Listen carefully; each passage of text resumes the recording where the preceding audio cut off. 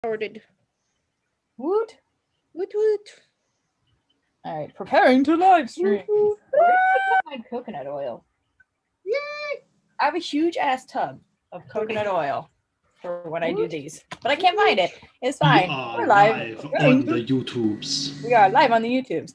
Hello, anyone who might be watching this, which is probably nobody, but I don't give a shit. Welcome back to Humblewood. Where we left off, we had most of our friends here doing more shopping before heading out to deal with the bandit coalition menace that has been troubling the Alderheart and the rest of the Humblewood. We had some shopping shenanigans happen, including the purchase of a rust bag of tricks and the arrival of a giant lion in the middle of the roots that then followed Gerald everywhere and freaked out a few people. I'm still offended that another animal dared step foot in this party and dare to call itself giant. How dare you? Comparatively. We also had some more conversation. I found my coconut oil. More conversation.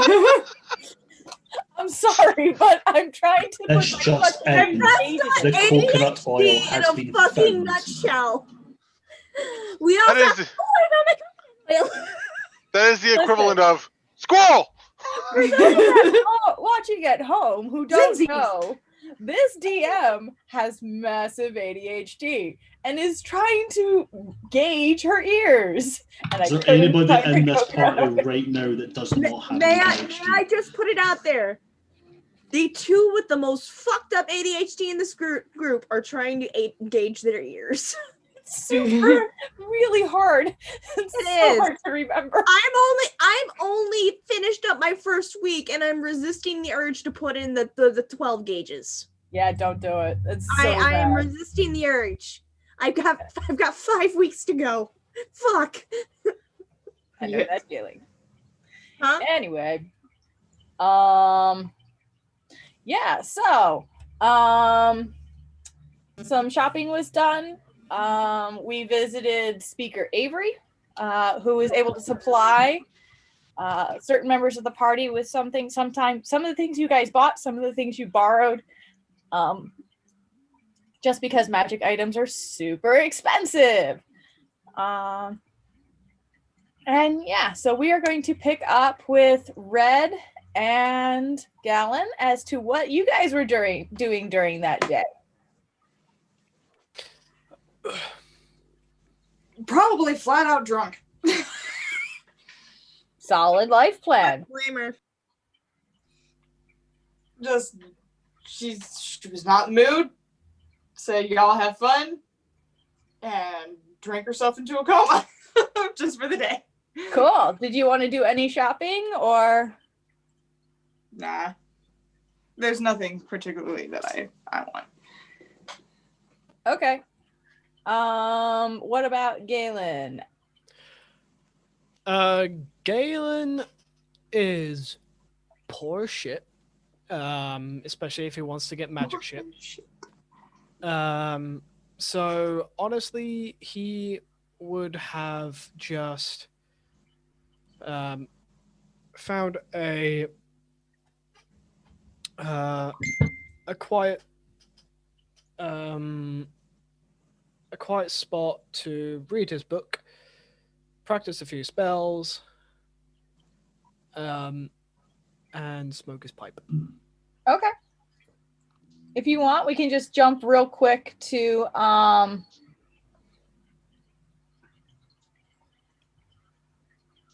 the evening, just because I would like to see how this goes. So as you guys are, sitting down at a table, getting ready for dinner, you watch your friends walk back into the building, followed by a lion.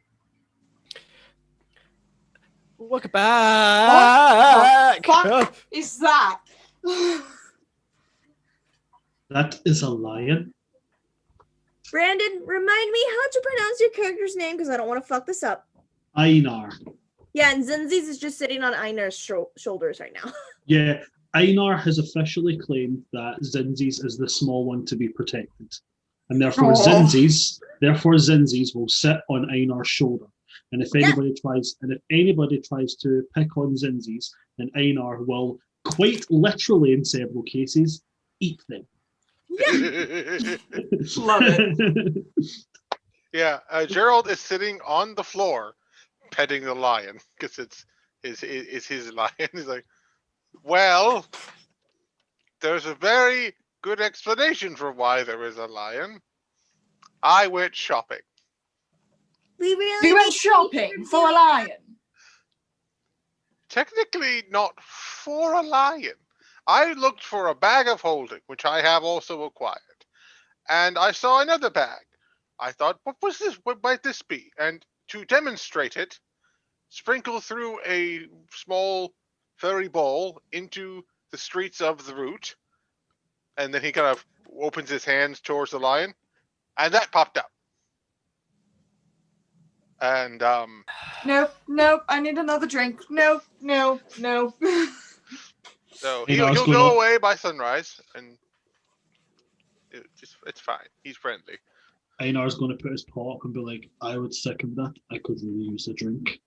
That sounds lovely, actually. He just walks over and takes a barrel. Then has a moment of fuck it, it's fine. Charge it for you later. Sorry, I'll get a barrel. And as Einar grabs the barrel, Zinzi's will grab an empty mug so she can share with him. He just tilts it slightly. No, but she's got like one of the big mugs. One of the big mugs that if Einar drinks out of it, it's like a He has, like, her own tea little parties with his daughter. Like, She's got like her own little mini barrel. You know how they make the mini casks? yeah. Just grabbed an empty one. Einar, from now on, anything that Zinzi's need, Einar will just be like, oh, it's cool. Like, I sat in a chair yesterday and broke it. I'm pretty sure I can make what you need out of one of the splinters. Red looks between Einar and Zinzi's and just goes,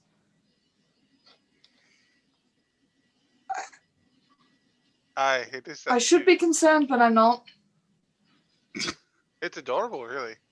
Meanwhile, this whole time, Zinzi's is avoiding all eye contact with Gwen as well. Because remember, Gwen pissed her off last session. I do remember that, yes. Gwen. Did something happen while I was passed out? Gwen, first thing she would have done is set like a little satchel down in front of Zinzi's. But ignore it. Okay.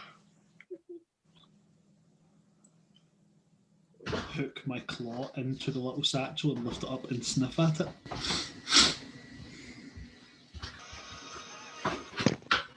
And then just put it back where it was. I'm the official tester of anything that comes near Zinzi's. I'm sorry, Alright. but Zinzi's is mad at Gwen right now. I know, make a constitutions. No, I'm kidding. I'll frickin' do it. Like, I'll do it. He was gonna poison the squirrel.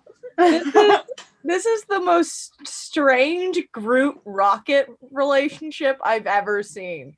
I love the idea of somebody trying to poison Zinzi's and it's Einar that eats it and they're like, aha, we put enough in that to kill several squirrels, and Einar's just like, oh, my tummy hurts.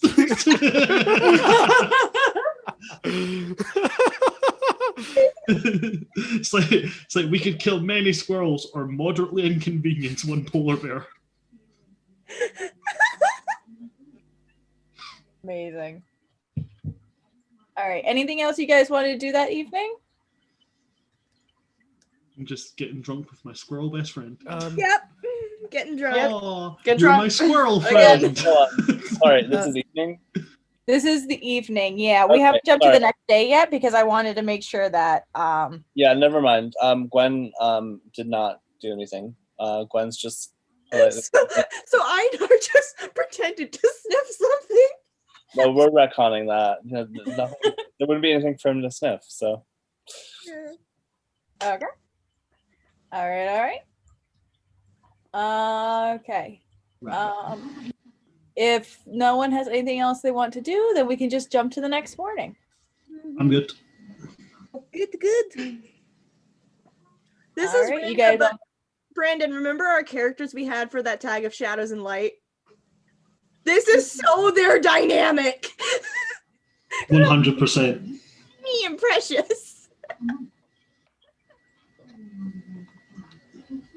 Oh man, that was good times. Them's good times. I was the other bear. Ran a bar. That was fun. Yeah. Ah, the times that were had. The times. The times. Okay. All right. So you guys all come downstairs. You have your breakfast. The day is yours. There is no lion. Nope, the lion is gone. Okay. But I like how confidently you said we come downstairs. Like I could fit upstairs. So Everybody- while you're used to, for the most part, having a struggle to get in and out of places, Finton is a servant who's not only pretty tall, but he's got a hell of a set of horns on him. Awesome. So with that in mind, things are built so he can get around and make sure that customers are okay, things are like that. So there's actually quite a bit of room for you to get around. Yay. I'm gonna say it. Baby got rack. God fucking damn it. Is it too late to unattach myself from Zinzi's as a best friend? Like, I think at this point you're screwed and stuck with it. Can I please disown this? I think I need a drink.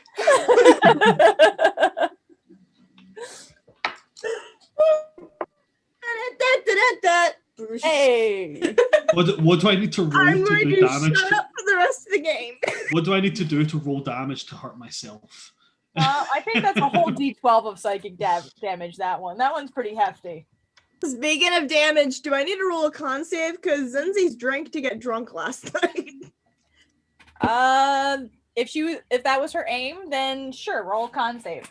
Okay. Shit, mouse work. Well, if that was Zinzi's intent, that was also my intent because I was drinking with him. Hey, I rolled a 22. You don't have a hangover. Damn. That's already a little squirrel. I roll. Let me find my con save. That's a 15 on the die. Man, when your squirrel has better con than you do in real life. Sorry, no, that's a 17 on the die. 17 plus 6, 23. Okay, yeah. You no hangovers. It's like this was nothing to you. Are you kidding? These Southerners do not understand booze. Ha! You people in your warm climates and your low alcohol levels. Slaps table, breaks table. You're paying for that. Fucking You're a giant here in the corner. I pick up a stick and start carving a new table. All right. Yeah, so you guys have the day ahead of you. You can do as you please. I know, Gwen, is this when you put the bag down in front of Zinzi's? Yes. Okay. Just to clarify, after she's had like at least 5 bites of her pancakes. Red has her drink in hand this morning with her normal breakfast. Zenzi's looks at the bag, looks at Gwen, looks at the bag, looks at Gwen, then goes back to her pancakes. Sorry, what does Like- that mean? Huh? What does that mean? I wasn't Like, looking. glancing to you, glancing to the bag, glancing to you, glancing to the bag. Then go back to pancakes. Okay.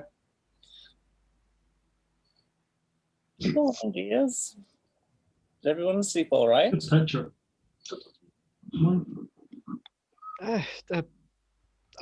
glad that we weren't visited by a lion last night because that would have been eventful. Oh, the lion. Oh, he was such a good boy. I slept fine, I suppose. Well, you're here this morning. That's an improvement. Sorry, having a bit of a rough time. I'm just eating breakfast.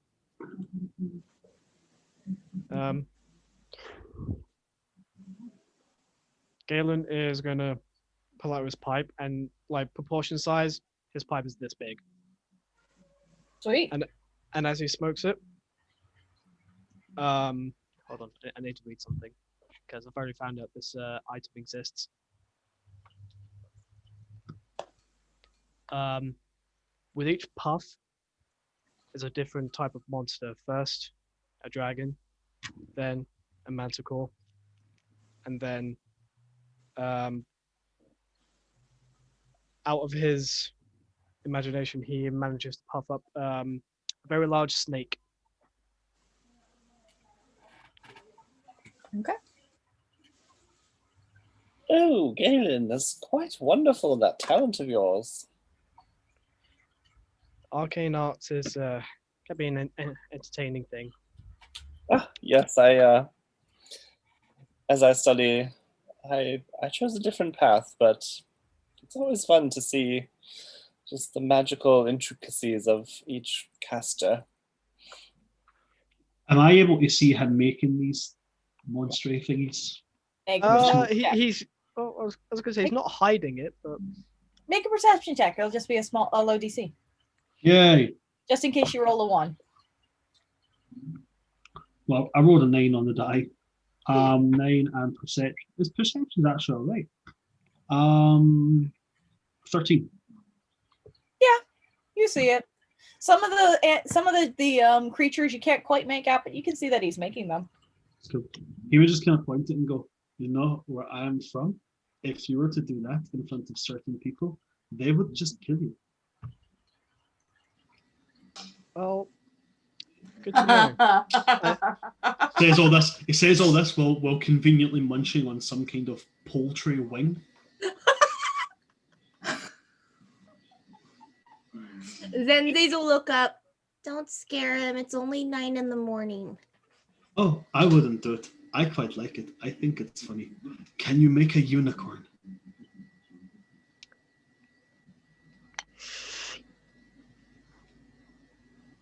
You say unicorn. So that's a no. Shut the fuck up. It's flavor, damn it. Yeah, no, he pops through it. A unicorn comes out. I know. We're just like, yeah. They have swords on their heads.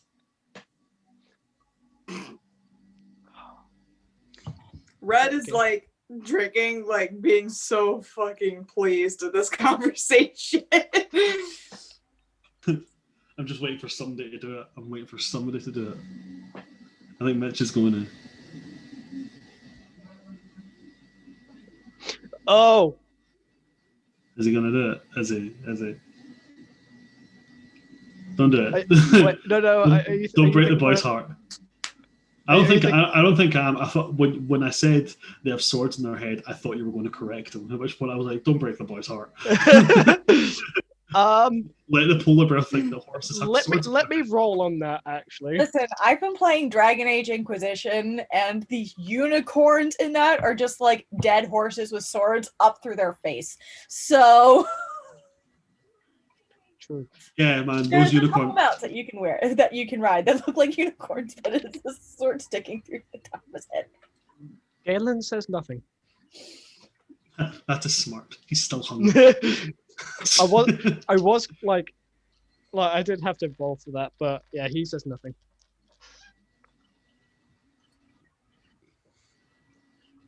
Zenzi's just munch, cheeks puffed up.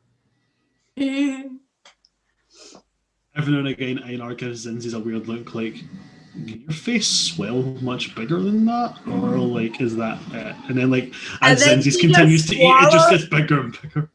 And then she just swallows all at once, and her cheeks are flat again. And munch. Einar is amused by his small new friend.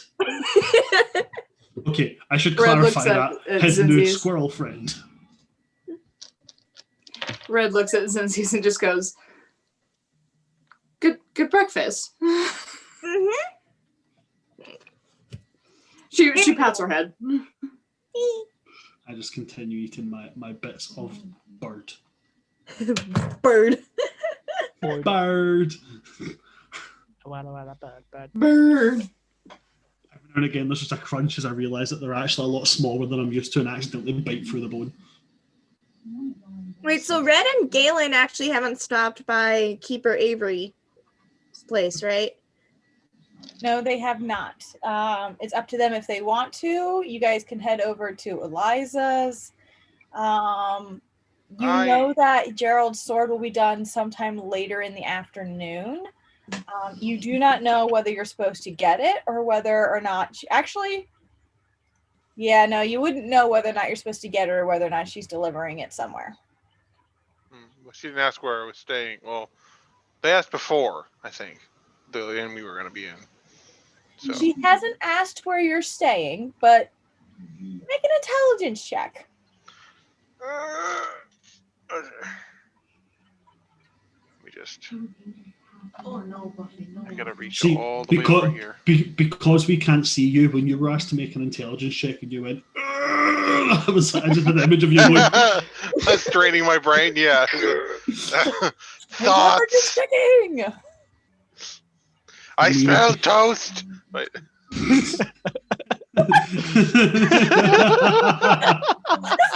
Were you just fucking thing to say? Just is somebody making breakfast or am I having a stroke? What the fuck? I just go with it now. It's fine. This chaos only happens every other Monday. Just let it happen. 19. 19? Okay. She didn't ask you where you're from or where you're living. But she's friends with Spinker Conrad. If she wants to find me, she'll find me. Well, I What's mean, this? Keeper Avery is letting people rent out some really cool stuff. If you guys want to stop by her place and pick something up, then I kind of show off the cloak of protection that I got. I'm wearing 2 fucking cloaks. I'm pulling a max on this shit. I have my cloak of protection on over my cloak of Elvenkind. By the way, Brandon, your question that you put in the chat here, I can't look at because of the Zoom being live, but it was sent to me by Hannah, and I'm pretty sure you got a +1 weapon. But I don't know if you got anything else. It was. I did. I got a +1 weapon. That was it. Thank you very much. Okay. I couldn't remember. Pretty sure that I was thought- Paige, not me. Oh, was it? Yeah. Somebody It was Paige, told not me me. something and then sent me the question. I don't know. Because I know I DC'd last time and I couldn't remember, but yes, I remember now. I will add that in. It was a +1 maul, I'm sure I got. Yeah. No, actually, do you know what? It's already there. So it was a +1 maul. Awesome sauce. Cool. Thank you.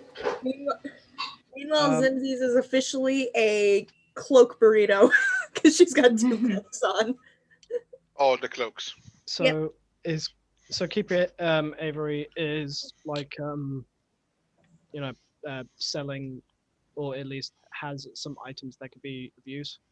Yeah, she can sell them or you can borrow them.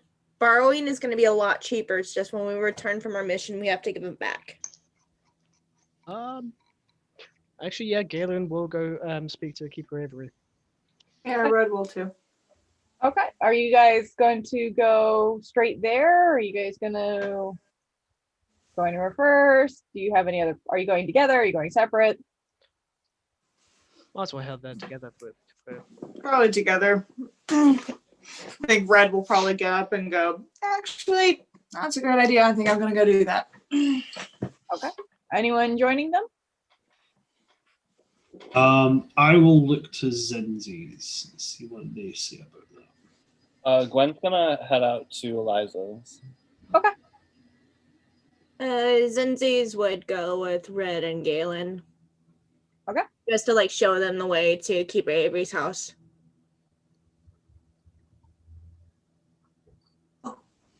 You okay? Yeah, it's my elbows. All right. What about Gerald? What's Gerald doing? Gerald is going to do some street performing with his lute. Okay. With the fucking loot of death. The lute of meteors. Just be very careful as to what tune you decide to play, and it should be fine. He's not going to play the summon meteor in middle of town. Look, all I know is don't play the Song of Storms. Or the Rains of Castamere. I was about to say play the Rains of Castamere. Or Which is the Rains of Narnia Lullaby. Don't play that one either. I think, even though there wasn't any official accompaniment, I don't believe he would probably play Jenny of the Old Stones from the last season. Or toss a coin to your Witcher. Don't play Toss a Coin to your Witcher. I'll start missing my other character. But no, I have a they're probably habit of playing edgelords. Let me be. But, bro, I get it. I get shit for it. I say I get shit. I get poked fun at for it. Especially for devotion. Like, oh, I got Fine Steed. How will I use Fine Steed? Giant wolf made out of lava. Because why not? But yes, I will be doing some street performing to earn up some more of that sweet, sweet gold. Okay. And see if I hear any local gossip. Okay. I'm slightly pulling a performance and the Dayron. All right. In that case, roll me performance, followed by. Investigation? I was gonna say, because are you trying to listen in or are you trying to coax information? Because those are two different tactics. I think I'll also be trying to coax in information. All right. If you're coaxing information, I would say persuasion check. Okay. Yeah, I think I was gonna say straight charisma, but persuasion's probably better, right? Yeah. 19 for performance. Okay. That's persuasion. Come on, work, you piece of shit. Why? Do I know? That's religion. I don't know shit about religion.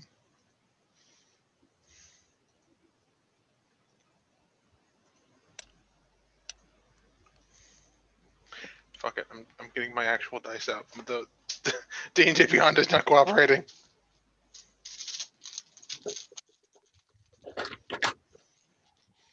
Well, I rolled really well for your gold count, so. Well, that's nice. It's a 17 plus 5. 22 for persuasion. Okay.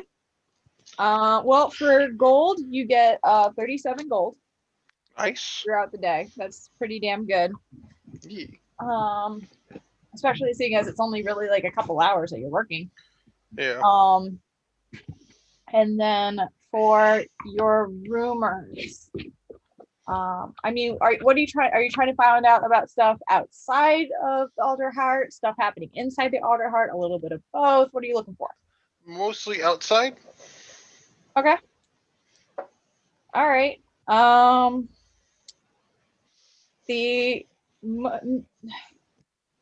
Since that big, you learned that since the takedown of the camp that was closest to the Alderheart, there hasn't really been much in terms of hearing from the bandit coalition in a negative light, or really at all. You also hear, I'm trying to think of what else. You know that the people who were originally held hostage by the coalition were able to make it back safely. And then as you listen for information about other towns and such, there's rumors about the head of, what is that name of that one town? Let me check my map real quick. Winnowing Reach is currently reaching out to anyone who will listen about some crazy witch in the woods. that he's trying to deal with. That's a thing. Which strikes you as a little bit familiar, but that's okay. And is there anything else really?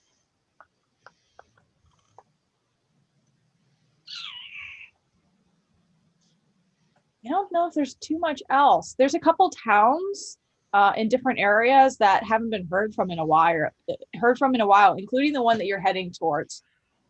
That's useful. But that could just be because everyone's busy, or just with the bandits being where they were, whether or not information was able to get across.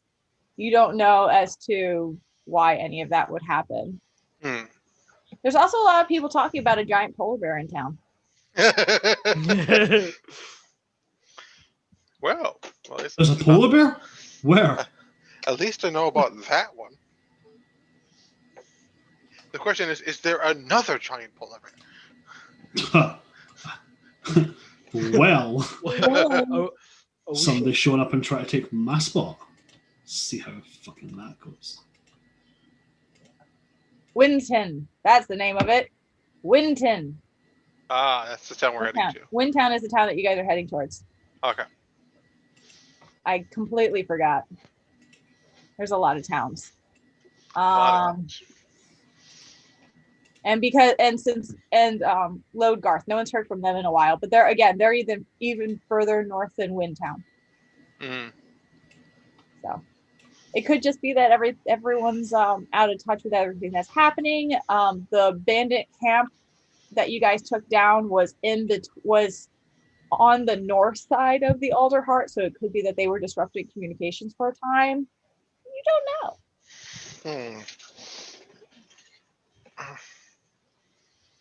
Well, that's interesting. Internally, there's still a lot of refugees inside the town who are doing their best to scrape by. There has been a criminal element taking advantage of that in the area, but not too much information about that is spread around. But I mean, you kind of expect that much in a situation like what's happening now. So yeah, that's pretty much what you pick up rumor wise. Okay. And I make 37 gold. I will add that to my sheet. Yes, you did. All right. Let's move to Galen and Red and Zinzies and Einar are all heading towards. But before they left, I wanted to have Zinzi sneakily swipe the bag that was set in front of her by Gwen. Oh, make a sleight of hand check. Motherfucker, you landed on a 14 and switched to a 6. Fuck you. I love when that happens. 9. 19. Gwen, make a perception check for me.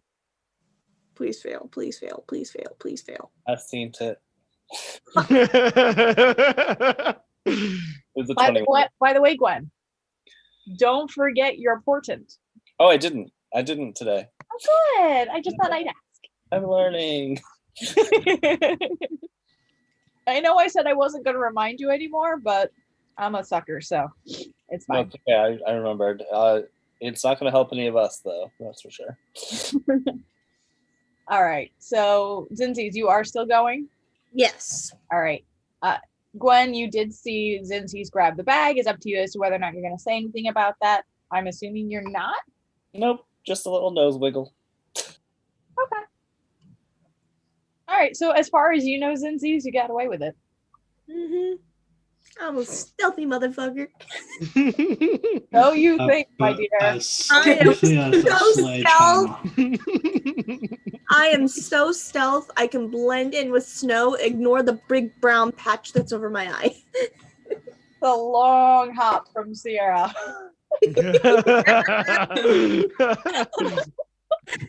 Sierra is still not confident with her high stealth rolls. Here's Zinzi's could roll a nat one and be like, ha, I'm so sneaky. Meanwhile, the two rogues in the party, we're not going to tell her. We're not going to tell her. Don't Marty has the you heart to dare. tell her. Unless their lives are in danger, they're not gonna tell her.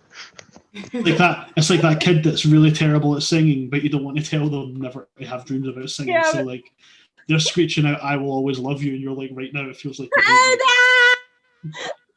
Yeah, my mind 100% went to like a kid's like rehearsal and or winter concert in like elementary school. The person like, you did so good, buddy. I totally knew what song was playing. All right, so you guys make your way up to the Canopy District. Up in the Burrows is where you find the Bows. I can talk. Where you are led into the gate because no one has a lion following them. It's much easier to get in this time. And you are led to the door of Speaker Avery's tower. Now, you guys didn't get the description of it this time. So Speaker Conrad's home was pretty understated, very simple, elegant, fit in with the area, but there wasn't a whole lot of decoration. This tower looks like it was carved out of an upward branch with windows that are all fixed inside of it. And as you are invited inside by one of the many servants, interns, you're not really sure, it is just carved wood in here with beautiful detailing in the windows, wonderful greens and yellows and very natural looking paintings all up and down the walls. The waiting room is one big round room, and you are then greeted by Avery, who leads you up the stairs to a second floor where you can see display cases and weapons and armors aligning the walls, as well as whole bunch of different enchanted items that have been created. There are potions, there are, as I said, there are different weapons, there are arms, there are capes, there's a fair amount of stuff here. And she does still have laid out the items that were not purchased last time. So if there's any +1 weapon on D&D Beyond that you are interested in, that is available to you, as well as simple +1 armors.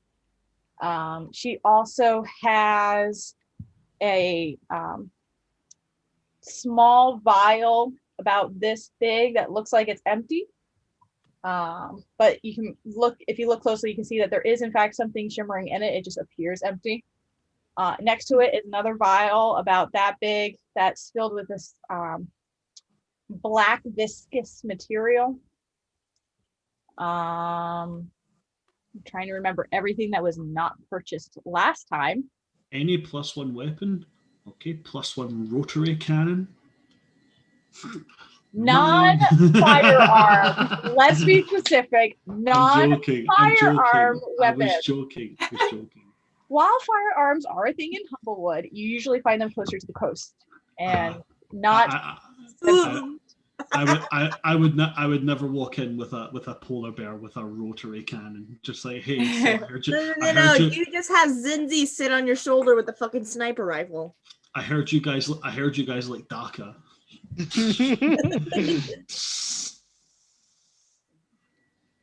All right. I think I'm there. I'm loyal. There is a. I don't think this one was. Remind me real quick, Gwen. What did you pick up? I got the wand of entangle. Okay. All right. In that case, then there is still a circlet sitting on the table, that has a silver gem in the middle, and it looks like gold spikes coming all around the end, kind of like a sun.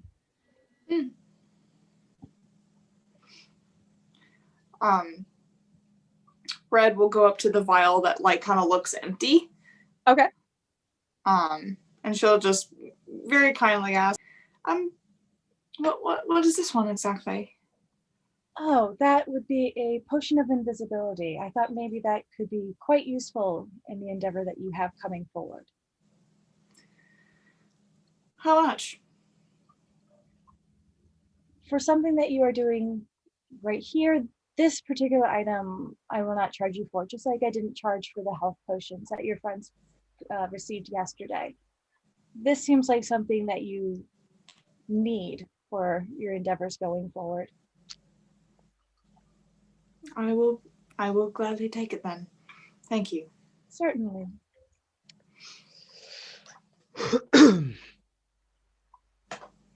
What was the was it a black bottle or a black wrapped bottle? It's a container that sits about this big, and Okay. in it is like this black, thick, oily substance. Very viscous. Yeah, she'll definitely ask what that one is. This is the oil of slipperiness. When you put this on something for about 10 minutes, that creature will have freedom of movement for 8 hours. Yeah. It also can be used like a grease spell. You can place it on the ground, and that area will be greased for 8 hours. It has enough.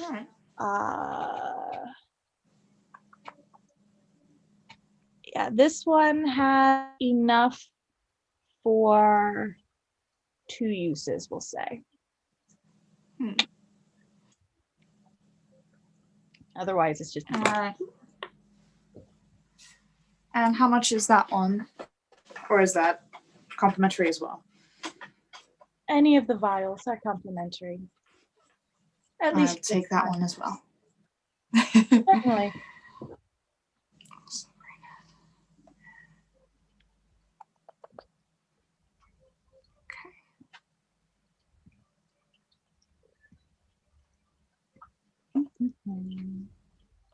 All right. Anything else that you are interested in?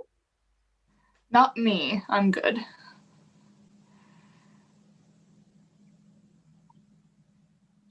Gallon, was there anything that you saw that you were interested in? Yes. I'm kind of interested in 2 things, I'm not gonna lie. Okay. A cloak of protection. Okay. And a ring of truth telling. She did have rings. I'm trying to remember what they were. I don't know if a truth telling ring was one of them. But we can say it was. Hold on. Real quick.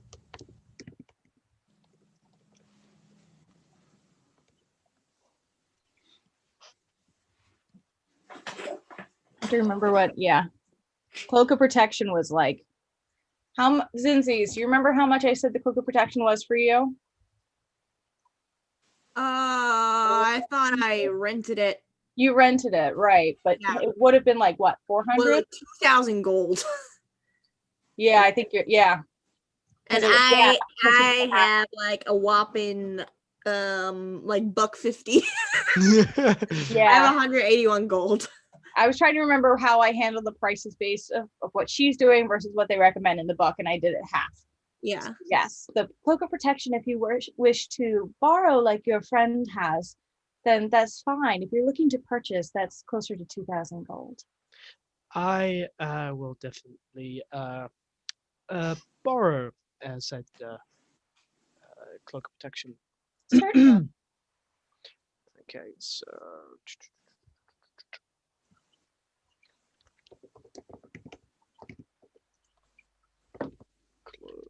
yeah. Get off. And the other one is the ring of truth telling, which is uncommon, which means that's usually about 200 gold.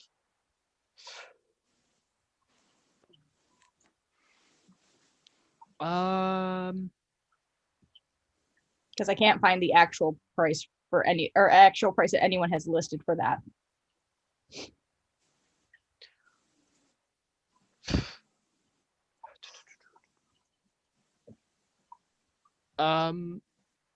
You know what? I think this will be a great purchase for the long run. So yes, Gallon will purchase the ring of truth telling.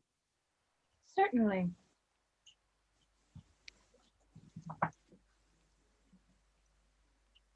And as such, He now only has 50 gold.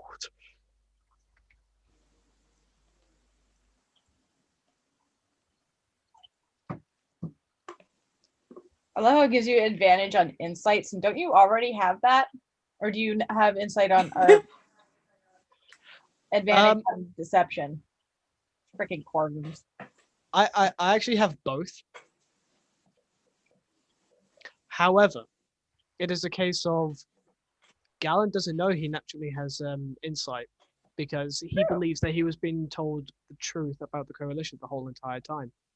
Aha, I like it. Cool. So now he believes he has something that can help. I like it. Character choice. Character. I'm just waiting for someone to go, the power was within you all along. The power. You was mean I just wasted 200 gold all on this on fucking Galen's thing? flakes. Actually, I do have a question, especially with bird folk. Yes. Do they operate their wings like hands, like fingers, or do they have arms as well as wings? Let me show you kind of how it works. So what they have is, at least most species of the bird folk, is they have wings that are normal, but where that second joint comes, there's actually like clawed hands off of it. Okay. So they can still wield weapons and have, yeah, like raptors have the clawed. Let me turn off my stupid. Thingy thing. Yes. Although I keep forgetting I actually got a new backdrop thing. So like, oops. Raptors have little clawed hands. Corvins have little clawed hands. Gallus have little clawed hands. Strigs do. Lumas have hands, but they're not clawed. Okay. Yeah, so Corvums, I think you should have listed with your weapons should be a claw attack. I believe. If not, they're just regular hands. Here it's noted as talons. There you go. Yeah, so they're little clawed hands, basically. Okay, cool. I was thinking it would be kind of funny wearing a ring on one of his actual like feet talons. Yeah, no, when they're talking about talons, they mean like little hand ones. Cool. Mm-hmm. That way you're still able to hold weapons and such. That also is why you have a glide speed more than flight speed. It's not so much going up and down, it's you can jump up high enough to glide forward a certain distance. Okay, so it's basically like a permanent feather fall. Yes. Cool. Yeah. Which will, unlike Featherfall, if you get hit by something and you're in the air, you're probably going to have to make a save to be able to stay in the air. So depending on if it's something that's going to paralyze you, you're just going to drop. Yeah. Whereas Featherfall, that wouldn't affect you. Okay. Other than that, yeah, I believe Galen has everything he needs. Okay. And you'll also learn that if you wear, and this is not an issue for Galen, and I don't think it's an issue for Gerald either, if you're wearing heavy armor, you do not have a glide speed anymore. Same if you are holding a shield. You'd have to put the shield down before you could glide. Okay. Other weapons do not affect it. Okay. All right. Is there anything else you wanted to do while you were visiting the speaker? No. Okay. She's actually Red Bull. Oh, you were saying. Continue. I was just gonna say that Red would thank her and then take out her like flask. Take a hearty swig. As you guys are getting ready to go, she'll say, actually, I believe I had a delivery for one of your friends, and I would love to be able to join you to deliver it. And she'll have the... Oh, sure, yeah. By all means.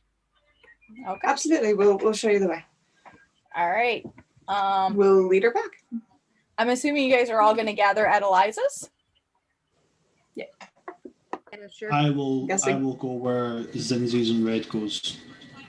Yes. because Zinzi's and Einar went there, but did you guys? Zinzi's actually would have been poking through the bag Gwen had set in front of her while Red and Galen were. Oh, okay. So you're down in the reception room, or Yeah. Okay. Gwen, what does she find? There is a small pouch that is knit in the shape of an acorn. And it's roughly the size of like something you could put like, I don't know, it's roughly the size of a gold pouch. But it's just like knit, and then the acorn top buttons so that you can put stuff in it. And it's all in there. That's so cute. I'm gonna put my bullets in there. Oh, it's so cute. I'm gonna put my bullets in it. Nana, what did you knit me? A pouch for your ammunition. Oh, Nana, you're so thoughtful. So Zenzi's will hang the pouch, secure the pouch to her belt, and then carefully put the bullets that she bought for the revolver in it. You got an ammo pack now that looks like an acorn.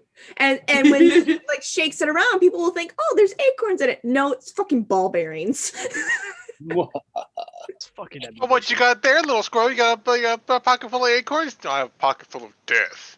Pocket full of death, Cox gun. This squirrel's packing heat. I'm sorry. Yeah, this is Zinzi's is now the ultimate. Let me see what you have. A knife! No! She just holds up a pack of acorns. A gun! No. Everyone else is like, no. The whole party is like, Yes. do it. She's going to commission bullets in the future that the actual bullet part of the cartridge looks like a fucking acorn. Yeah. Amazing. Yes. Oh my God, Einar. Oh, Einar is pulling the same thing as my character in my Pathfinder is. He's a shoulder-mounted cannon since he's on his shoulder. Essentially, since I realised I couldn't be Iron Man, what I did was I became War Machine. Instead of a shoulder-mounted turret, I had a shoulder-mounted squirrel.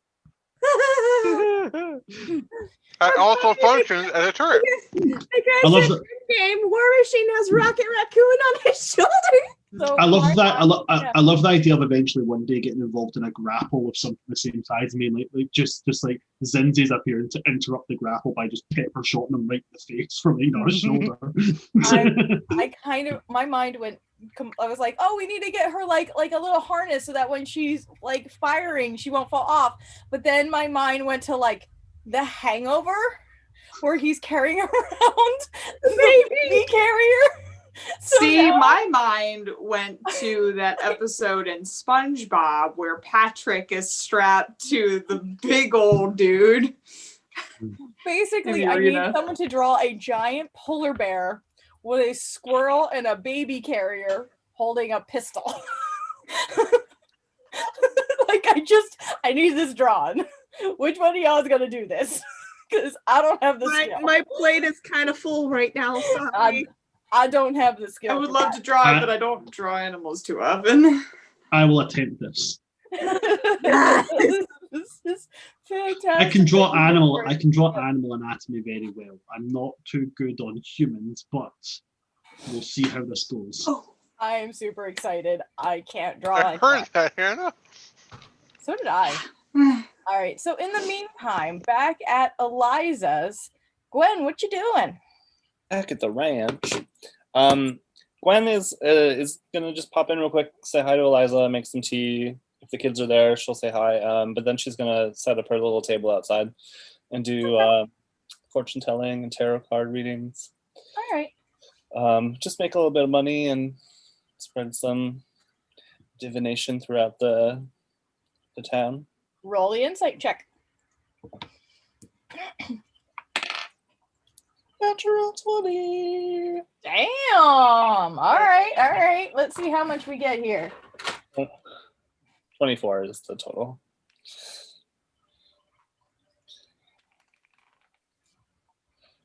Now I'll never roll a natural 20 again in this campaign. I don't know, man. I had some luck with these dice earlier on today when I was playing. I had some good luck with these dice earlier on today, so I'm feeling hopeful. Yeah, this is my Earth Day dice. It's just like green and blue. It's like the Earth. I use white and blue dice when I'm playing this dude because ice. I rolled really good for you too. 55 gold. Woo! Yeah, these are pretty awesome rolls. I got you 5 d20s worth of gold. Here's what I found. What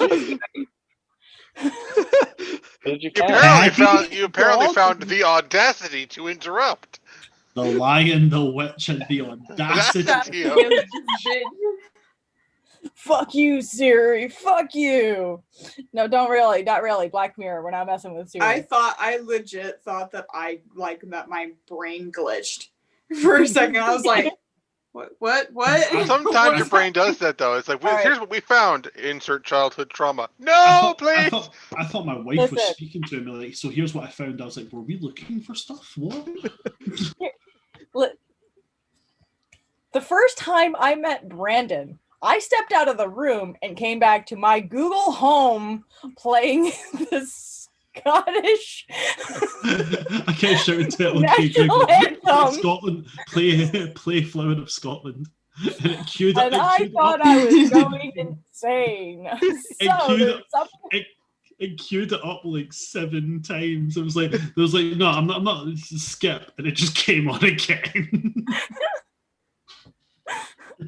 I thought I was going insane. So there's something about this group that makes weird shit happen. It's fine. All right. So after a short period of time, Gerald, I'm assuming you were outside Eliza's as well, or nearby at least. Gerald? Nate? Hello? Nate, I'm going to throw my pen through the camera at you. Yes? I'm assuming you were somewhere near Eliza's or no? Yes. After I've gotten my information and made my coin, I will probably head to Eliza's. Okay. All right. So you guys all are able to meet back at Eliza's. The speaker is following you, Red and Gallon and Zinzi's and Einar.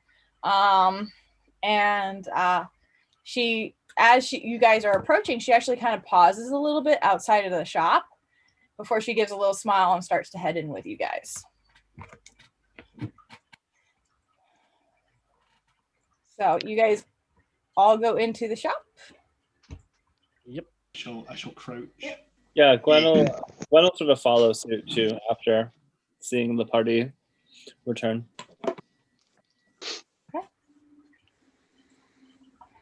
All right. We brought gifts. I'll find my corner Gerald! to squidge into. Hi. You feathered bastard. Have your thing. Ah. I believe this is for you. And she presents the rapier. It was a short sword. Short sword. It was a Bray's short sword. It'd be so funny if she brought a rapier instead. It's like, well, I mean, I can know how to use it. Thank you. Yeah, so now it is a +1 short sword. Yes. It is all fancy because it's got the gold and it's got essentially it's the captain's sword he took off of Bray, but now it's fancy. Like, this is wonderful. Thank you very much. Absolutely. Yes. No problem at all. She kind of looks around the shop for a little bit and goes, last time I was here, I believe it was still under the name of Mariana. And Eliza at this point pops up and goes, You knew my sister? You have a sister? If you remember, Eliza came. Eliza, I had mentioned it, but it was a long time ago. Eliza came to the Alderheart to take over the shop after her sister had passed. Zinzi's has shit memory. Okay.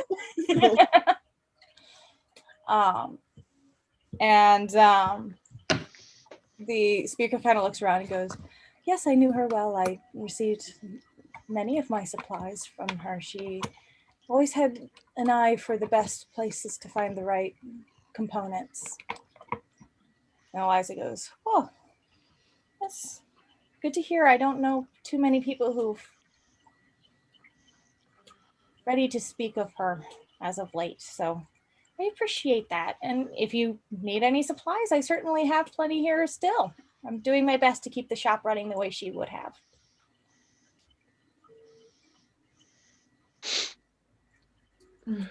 Certainly been a good help to us. We actually escorted her from when we started all the way here. She's been very good to us. Well, you guys did quite a bit to keep me alive on the way here.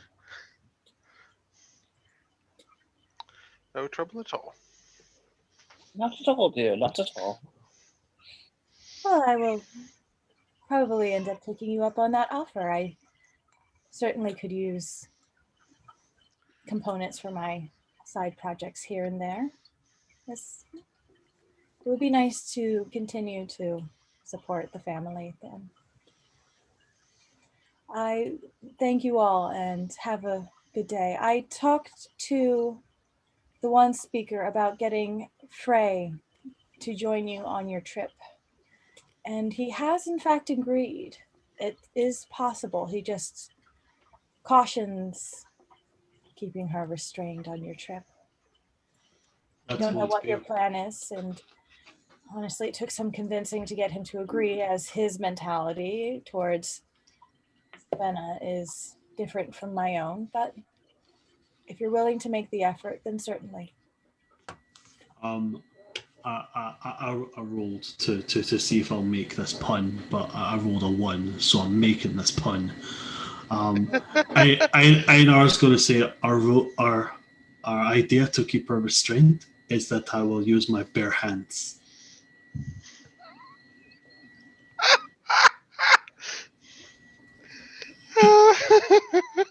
Daryl is laughing as a desire. He's like, I almost skipped a tooth. Fuck. oh no. I felt that. Fuck. I felt that in my front tooth. Ooh. I'm sorry, Matt. I didn't mean to bang my face against yours. I'm not even remotely sorry. I know, I can tell. Not even remotely. I need to go get a drink after that. Also, I don't think it'll actually come up in the recording, but if you hear loud shouting in the background, my mother's watching the Bears game. Ah. Bears. Da Bears. Yeah, she's watching Da Da Bears. Funnily enough, I actually hate the Bears. I mean, Actually, you don't wait. live here. No, it's the Chicago Bears I hate. Yeah, Are we talking about sports ball? it is the Chicago Okay. Bears of the sports ball. Of the foot Okay, sports balls. I don't sports ball. I don't sports ball either. I have I'm a a- boyfriend I'm a- who very I much- don't either, honestly. But Bears, we root for the Bears. That's what the family roots for. And it's like, I mean, we don't live far from Chicago. We have season tickets to Bears games. Granted, they're not much use this year, but I used to play American football, so I got like mad into NFL. that's fair. The NFL is okay to be mad at. I'm a Vikings fan. I'm a Minnesota Vikings fan, and That's fair. we got close to Super Bowl, and then the Bears happened. So I'm not a fan of the Bears. I remember that game. We knocked you out of the playoffs. I'm just gonna say the Chiefs are whipping everyone's ass in their division. They're doing good. I'm sitting going like Motherfuckers. I'm sitting going like the Vikings are the most annoying team to play because they're never good. They're either fantastic or they're terrible. Like one day we'll play and we'll get annihilated by the Bears. The next day we'll play and we'll trample the Dolphins. And we're just sitting on the how does this happen? We can all collectively agree that the Raiders are the worst. Packers, Green Bay Packers. Packers. Oh yeah, Green Bay. Dare you all? Take your Army. cheese wedge wearing ass and get the fuck out of my house. My three least favorite teams: Raiders, Packers, and Patriots. I'm a cheesehead by genetics. How dare you? I ventured into cheesehead country. I love how both Hannah and I are sitting here like, yes, sports ball. Indeed, the sports ball. Patriots, The There's one me. good thing to happen in 2020 is the Chiefs winning the Super Bowl. Three of us Patriot- sitting here like, I wouldn't mind, I honestly. understand some of these words. Patriots, I don't know what's going I have on. no idea what's going on. But Patriots- Act like I do. Patriots, Packers, and Bears. No, fuck them all.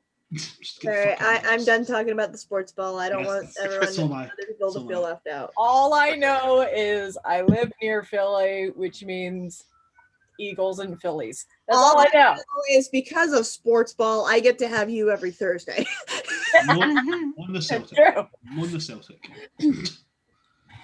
All right. Yeah. So the speaker. It's perfect. So the speaker heads out, and you guys are all left to do whatever. What would you like to do? It is still, by the way, only like 11 in the morning. I'm gonna look around and see if there's anything that needs, if anybody needs anything fixed. Anything needs any like door hinges made, any small like metal work or woodwork done. Are the children at school right now? All of them, but one, Ramona. It's the baby who's still home. The baby. No, Zuri is the youngest, but she's not baby. Ramona is the oldest. She's the one who helps out around the shop. Okay. Probably hang out with Ramona for a bit, help her around the shop. Be Okay, like a sister for a little bit before we head out. she's usually pretty stiff and less than trusting in general. So you always pick a read off of that, but she's not objecting to your presence. Sorry, Zinzi's is just in sister mode now. Do I need to roll for anything to see if I get paid for work? You're doing physical labor? Yeah. Like it'll either be metal or woodwork. What's your 'Cause athletics? My athletics is I try to make it the most beneficial. +5. Yeah, make an athletics roll for it. I try to make this as beneficial for you guys as possible based off of the skills that you're attempting. Because it's using smithing tools or woodworking tools, I get to add my proficiency. Cool. So that's a 13 plus 5 plus 2 proficiency, dirty 20 in total. Shit. Okay. That is Bloody 20. Wow. I'm rolling really good. I never roll like this. I just walk around fixing things. Like, hey, you need shit fixed? My door hinge squeaks. I can fix that. Takes claw that has conveniently been shaped into a screwdriver. You get 47 gold. Whoop whoop. I re-rolled one of them because it was cocked. Gerald will look to Eliza. You wouldn't happen to have any extra set of manacles around, would you? You are not. You guys did purchase some. We got some extra ones. You purchased some from Sprinkle. I Yes. also have a private chat with Eliza. Okay. I mean, you can still ask her, but I just thought I'd bring that up out of Yeah. game. Well, I mean, if we're going through with this plan, we're having as many manacles as possible. It's gonna be a good idea. Yeah, you ask her that, and she kind of goes, "That's not something I normally carry, but I mean, I'm sure Ramona can ask around. She's pretty good at finding things. Or extra rope. Can We I have plenty of that. Oh can yeah. I found something real quick? Is it possible for me to have had a conversation with Eliza before everyone got? Yeah, Okay. absolutely. Yeah. Okay. Sorry, continue, Gerald. Okay. Yeah. We'll just throw it. I figured that's what you meant when you said conversation with her. I was gonna try after. Yeah, it's just a bit of extra rope. Our tag along's gonna be 10 silver. Yeah. It's simple. It's simple. Supply, so that's easy enough. Just Yeah. 10 silver. Can never have enough rope on an adventure anyway. Yeah, and it's your typical. I think it's like 60 feet of rope is what normally comes in a pack. That's what you end up getting. Cool. Yeah, that's easy enough. All right, Gwen. So before anyone arrived. Yeah, before I even like went out and did the tarot card readings, I just wanted to talk to Eliza about if she had anything that could help us keep track of someone or suppress their powers, or something that we could use to keep somebody in check, like a shot collar or a I don't know, something along those lines. I mean, something like that's kind of specialized, but let's take a look around as I search on D&D Beyond to see if there's anything like that. Yeah. And if Ramona's around, she'll be like, just in case someone decides not to study very well. Woo-hoo. Just kidding. She gets visibly uncomfortable when you first say that, and then just kind of gives like a little and like slowly walks away. Oh god. Let's see.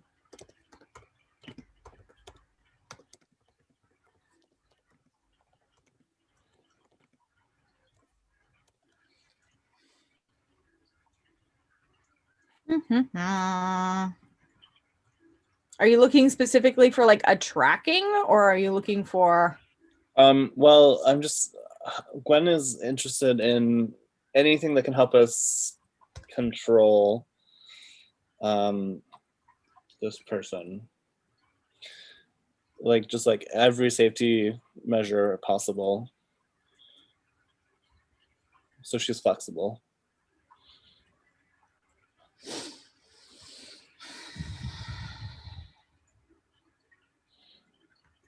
Cursed items even. You're gonna put a cursed item. That'd be interesting. I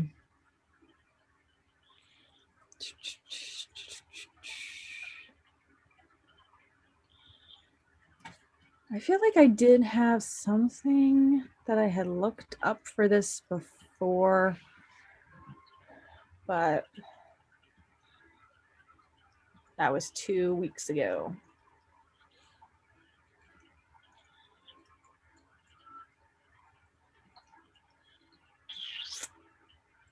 Yeah, also finding something that I can afford is a big one too.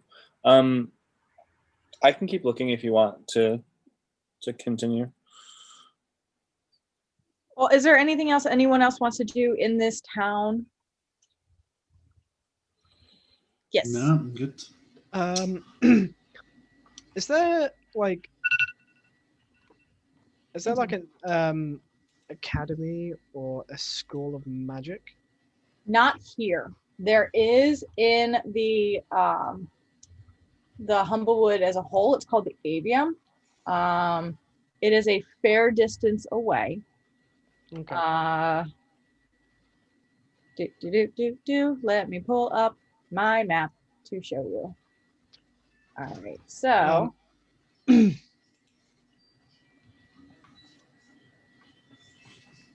so this is the Alderheart where you are, Yes. right? The Avium is over here. And while that looks pretty close, this is extremely dense and hard to get through. So Okay. like even though, so you guys are heading in this direction, but to get there, you can't just cross over. You guys have to go up and then over to get where you're trying to go. Yeah. Okay. But to get to the Avium, you basically have to stick to some of the roads before you head up. Okie dokie. Honestly, Galen is going to see if there's any sort of school that he can either teach, like, to teach a bit of history. Like even though he's fairly new, he's feeling a little bit useless and not doing much. So he wants to educate. Okay. Are you a couple things? Are you volunteering for this? Or are you expecting to get paid? You volunteer, actually. Okay. And do you ask anyone about whether or not there's a school, or are you just going to start looking? I think he'll ask Eliza. Okay. So we'll say that this is happening after the conversation with Yeah, of Glenn and course. Eliza, which I'm assuming you're still looking for something, Brian, because I'm coming up empty with this right now. Yeah, I've got a couple ideas, but I'll give them to you all at once. I do have like a couple like things that I found that are like anti-magic shackles, but I don't know. First off, they're extremely expensive and rare. Yeah. And might not help having seen Frey's skill set. Because you guys have fought Frey before. You don't know for sure, but you've never seen her use magic. Yeah. All right, so Galen, you ask Eliza about a school, and she goes, "Oh, well, of course, that's where my little ones spend their days. I've got a couple gerbines that I have been taking care of since these guys found them in an abandoned house and brought them to me. I'm sure Ramona can show you the way there." That'd be grand. I just want to be able to give the kids a new face to teach them a bit. I think that'll be quite exciting for them. Well, I'm sure their teacher will love that. Absolutely. Ramona, and she kind of calls Ramona over, and you may have seen these kids around. These are, she's a pretty young looking gerbine. She looks like she's probably a humanoid equivalent of about 15, 16, maybe 17.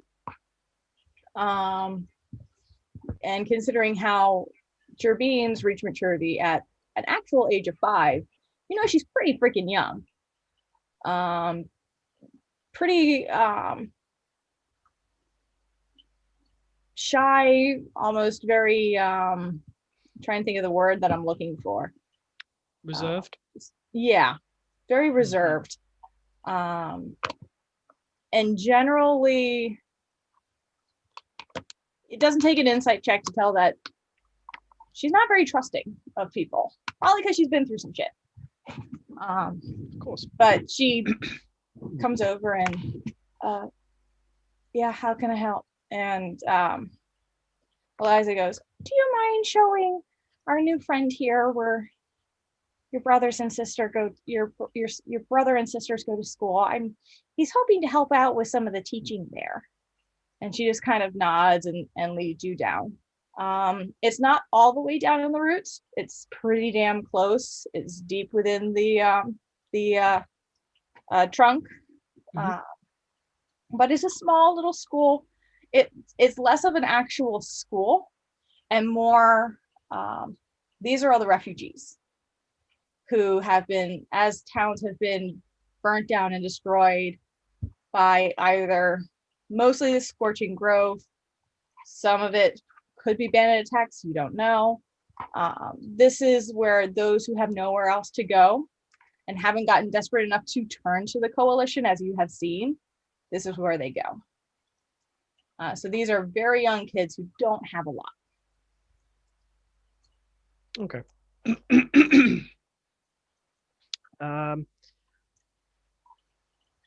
Galen will you know, right, if Ramona has anything to say, he'll listen intently, or he will say to her, I understand your position, young one. Are you saying this to Ramona? Okay. I understand your position, young one, for I'm in a very, very similar boat. But I can tell you this. While it is always good to be on the alert, it is also wise to be half open, because people will surprise you. And the group that I'm currently with, even though certain paths have been laid out in front of me, they seem to be trusting in me. So that's all I'll say.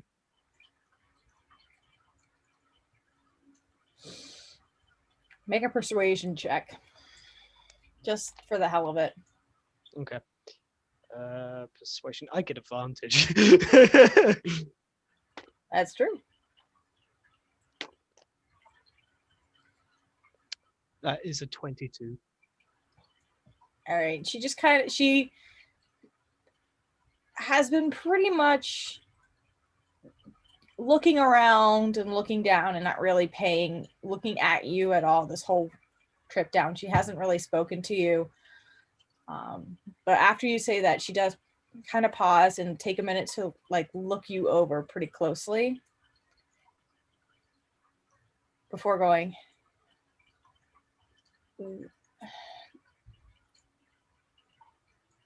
they helped me and my family. I owe them a lot.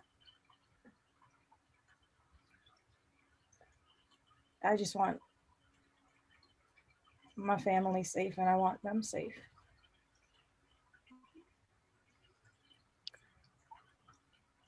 Best thing that you can do for them is work hard, take care of them, and we will do our best to take care of you and your family.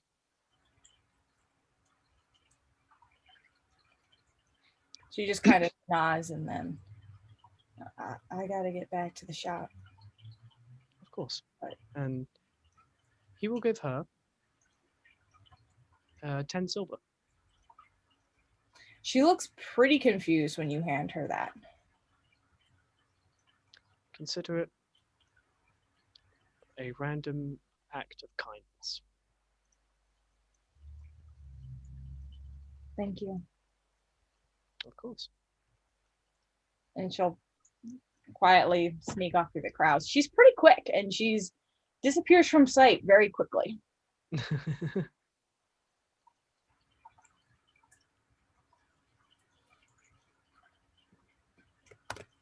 Okey-dokey.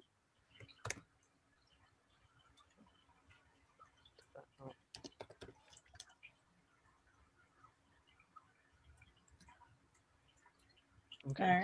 All right. Yep. Get to the school. Okay. It's more like a open outdoor forum.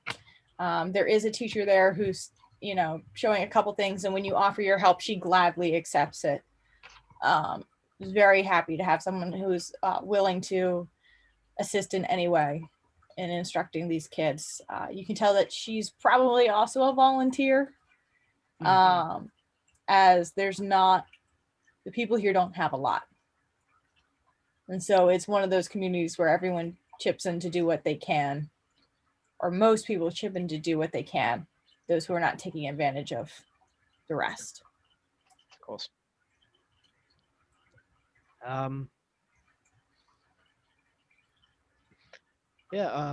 Unless you need me to do any roles, or like if you personally need me to RP anything, then yep, he'll spend most of the afternoon just teaching. I'll leave it up to you as to whether or not you want to role play anything out. Something like this, I don't necessarily think you need a role for. Unless you want to make a history roll. Just to see how good you are at conveying the information across. Okay. Actually, yeah, I'll do that. And my history is +7, so this should be good. That's a total of 18. 18? Okay, yeah. It took you a little bit to get used to working with the kids, as it always would have. but they're enthralled, and they're excited. This is a group that's excited to learn. They're still at that age where nothing has ruined their desire to learn yet. And Also make a perception check for me, just for the hell of it. okay.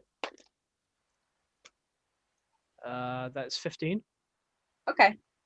As you're teaching and getting through, on at least one occasion, there are a couple Gerbines, one girl, one boy, who definitely have a mischievous look on their face. They kind of look, they have a familial look to Ramona, probably some of the siblings. Okay. One of them 100% has a slingshot. Okay. It is up to you as to what you want to do with that information.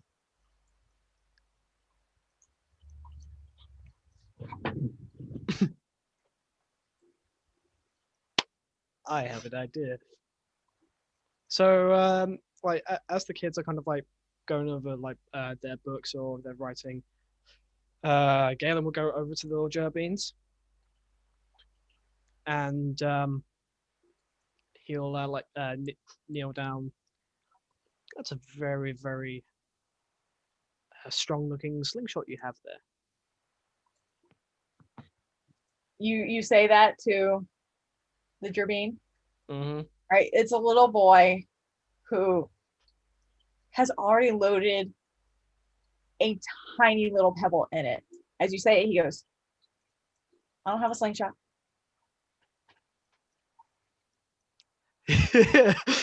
Like not even like this kid is maybe 7 or 8.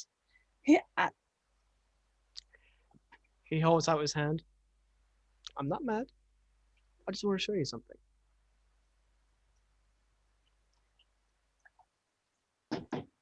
Persuasion Make roll? persuasion check. Thank God for Because advantage. one of two things is going to happen here. That's what I love to see. Persuasion, that is a dirty 20. Oh, fine. Yeah. I had another thing in mind. If it was low, it was going to be great, but that's fine. He just kind of looks you up and down for a bit and then looks over at his sister and then sighs and hands you the slingshot and starts to pout. So, he's going to cast Prestidigitation.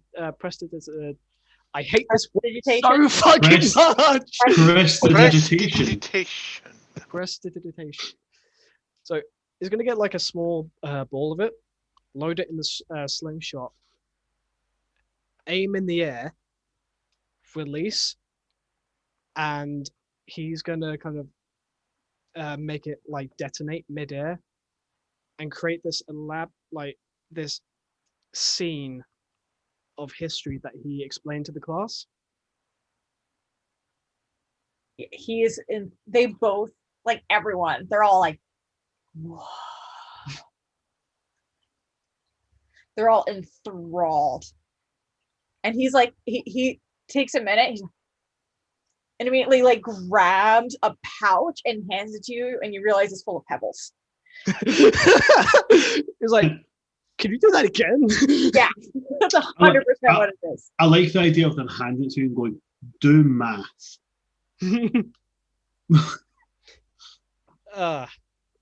So, like, Galen will continue, like, because they kind of realize, like, yeah, like, the kids want to learn, but they also want to be amazed. So,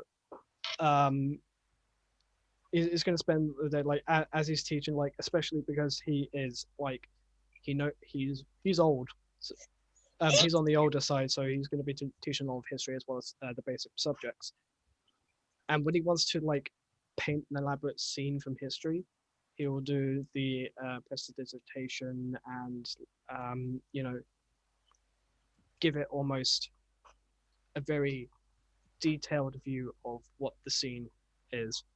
And obviously, he's going to like if there was a battle, obviously not going to go into grim context, but like, so this slingshot represents this army, and this is what they did. And yeah, Very nice.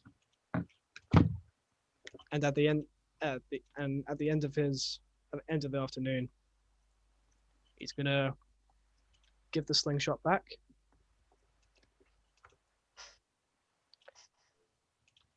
You know, you're very lucky to have a sister like Ramona. Remember that. I know. Do you?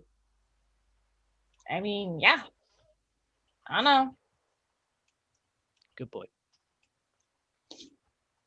And after his volunteer work seems to be done, he's going to head back to Eliza's or the inn or wherever the guys are still at. Yeah, we're supposed to be there.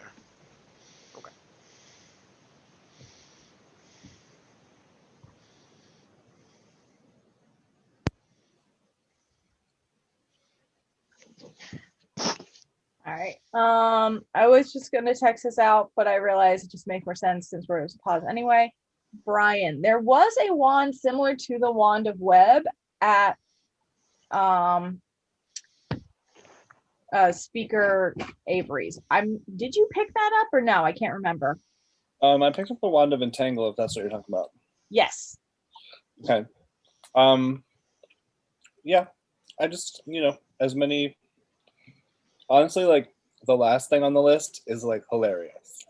But yeah, but that's also like I'm looking at the price and that's like 170,000 gold. Oh, that's fine. Those are. I'm seriously, I'm going through and like looking. I have a couple lists of like the ultimate prices for 5e, and I love them so much. I'm like, holy shit, shit's expensive. 170,000 gold at pittance by 12. Insane. But yeah, if Eliza has the one that you mentioned, that's fine. The immovable rod. Mhm. Yeah, that's really easy, and I want to say those are like even cheaper than most uncommon items. Hold on.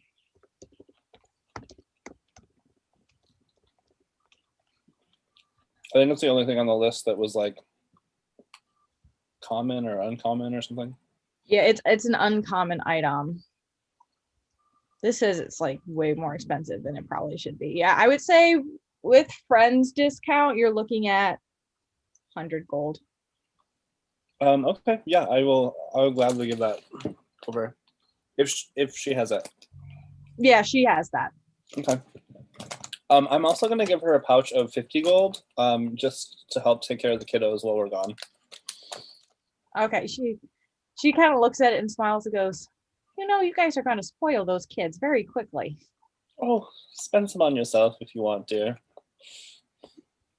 You guys are good friends to have. I hope you realize that. Well, you've helped us out well.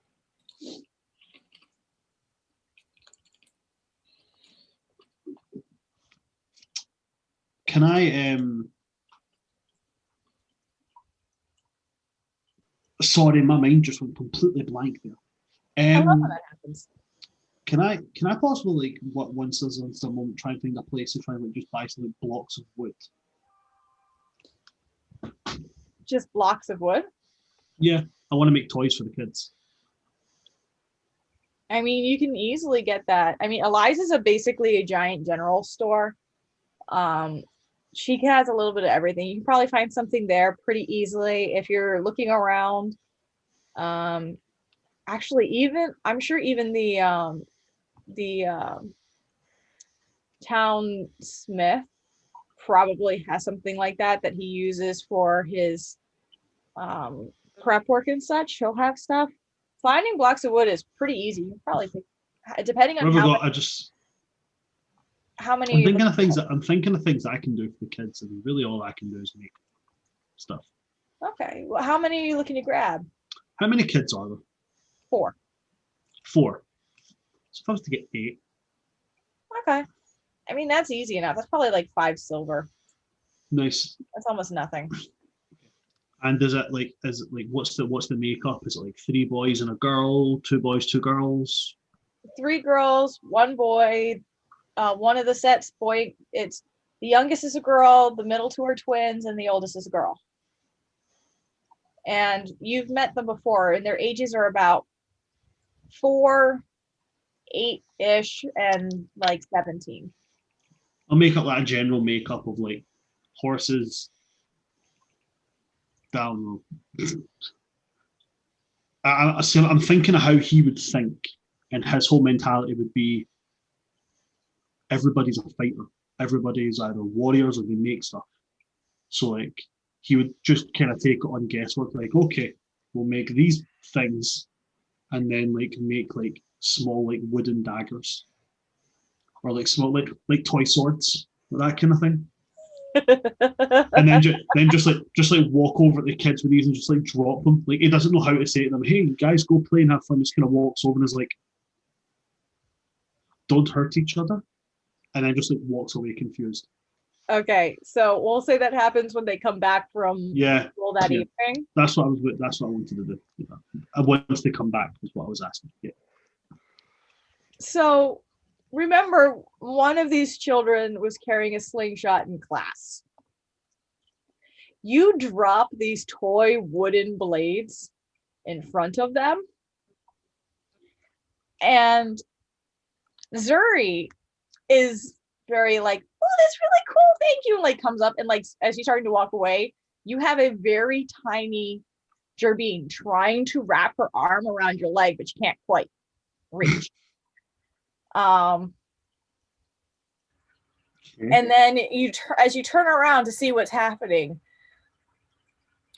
the one little girl is like pretend slashing around, and her twin brother has a blade in each hand and is just like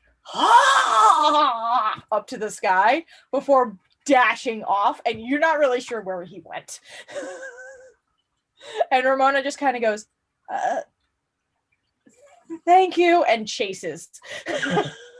You'll want to tell he's going to kind of point to the girl who's like slashing around, just like, you'll want to tell her footwork has to be more secure, otherwise she'll be easily knocked over, and then they could sever her spine. And then just walk away. I'll work on that. It's just, his big heart don't know nothing but big hearted gifts. Just wait till we get to the end of this campaign and people try to invade this place. Like, we will kill you all, Einar's army of Gerbine children. One bet. I am slightly fearful of Finn at this point. People trying to break down the door, and these kids are just going, oh no, I wonder what we'll do if they get in here. Finn's gonna be a barbarian. We're well aware. He's gonna be a barbarian. Finn is such a problem child. He's such a problem child. Like, I didn't even make the connection into the latest episodes of Critical Role, but this is Veth's child. Where Yeza's sitting there going, oh no, because he can't find Luke and knows Luke has a crossbow.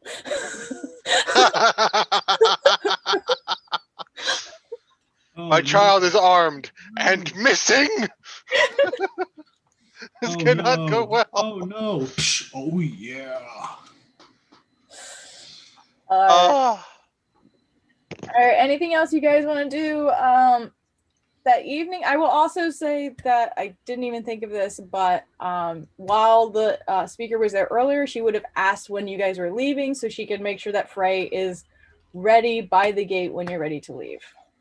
Oh yeah, Zinzi's still pissed off at the fact that Frey's coming with us. This is gonna be fun. Yeah. Probably they probably said after breakfast. Okay. They want to get as far as they can before they have to make camp. Okay. You guys also do have that letter still to arrange for a cart if you wish, and that'll shave about a day off of your travel. The cart will not do you very much good after you reach Wintown. Yeah. But until then, it'll at least shave off a day of travel. Cool. Anything else you guys wanted to do for the day? I'm good. I'm good. Okay. Then we will jump ahead. You guys had your dinner. You go to bed. You wake up the next morning. Ta-da.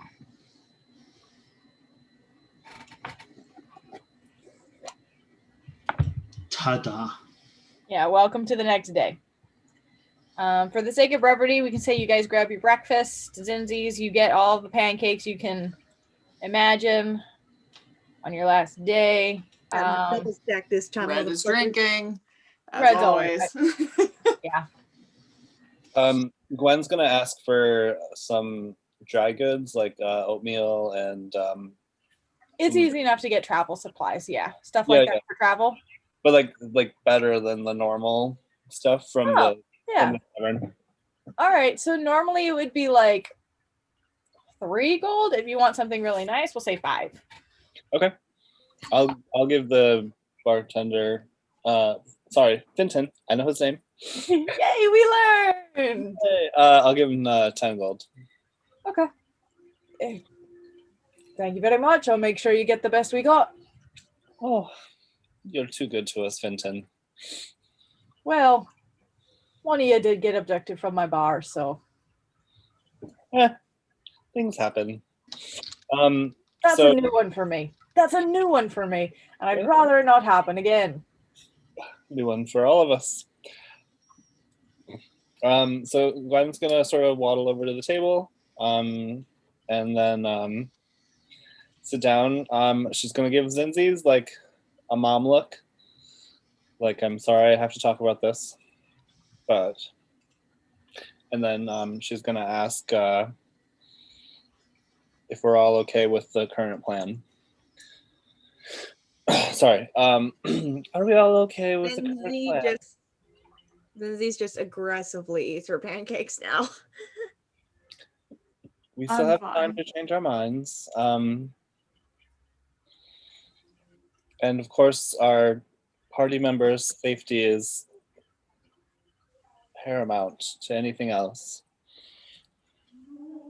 She knows that if she tries anything with that, we won't hesitate. She's smart Yeah. enough for that. Well, I got a wand of entanglement and a immovable rod, so we have a few things to keep this mischievous creature in check. We have a couple of extra pairs of manacles, just in case. All right. And do we agree that Zinzi's can use lethal force if and when she deems fit? When and if Frey decides to actually attack us, she's all yours. Running, at least try to aim for the leg. Zinzi's ears twitch and a grin just forms on her face. That's troubling. I'm sure. Oh, don't forget to announce our approach by reloading your trumpet when we get out there. Oh, that's gonna be. Oh yeah, I gotta do the morning dudes. There's no That's. fuck is this game? You thought I was gonna let you forget the trumpet gun? What is this Ew. Beautiful. I rolled So 4 beautiful. times and it was worse than yesterday. Oh god. Well, sometimes that's more helpful. I mean, Depends on if there's enemies. yeah, there's a natural 2 if we need it for somebody, and a natural 5. Yesterday was 4 and 8, so. All right. Aside from the bags that apparently can summon lions, I did get a bag of Holden. So if anyone has anything they don't feel like carrying, let me know and I'll put it in the good. bag. I have I bought some extra delicious supplies. That should keep them fresh, hopefully. I know Einar has a big appetite, don't you? I can get my own food. I'm sure there's plenty of game if we're going. Deer is not hard to kill. Well, if you want some kippers or anything, just let me know. All right. So,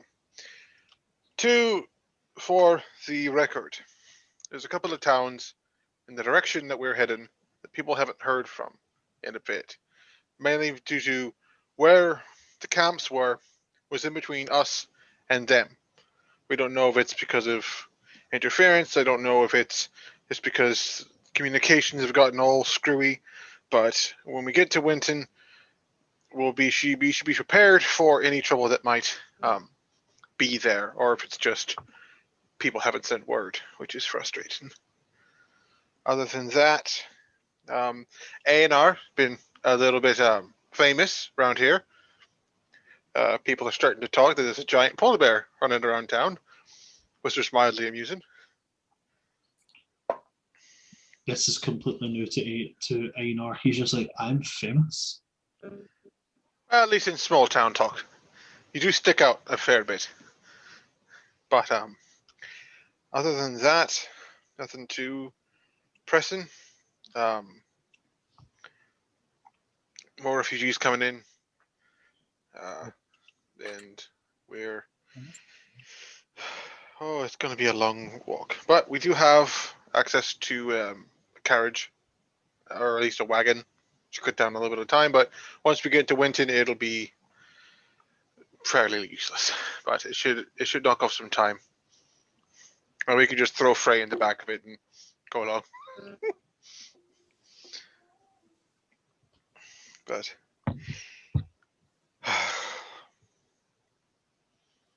I can't wait to spend the next couple of days with someone who wants to kill me, who has to deal with every morning having to hear the mightiest dudes in the land.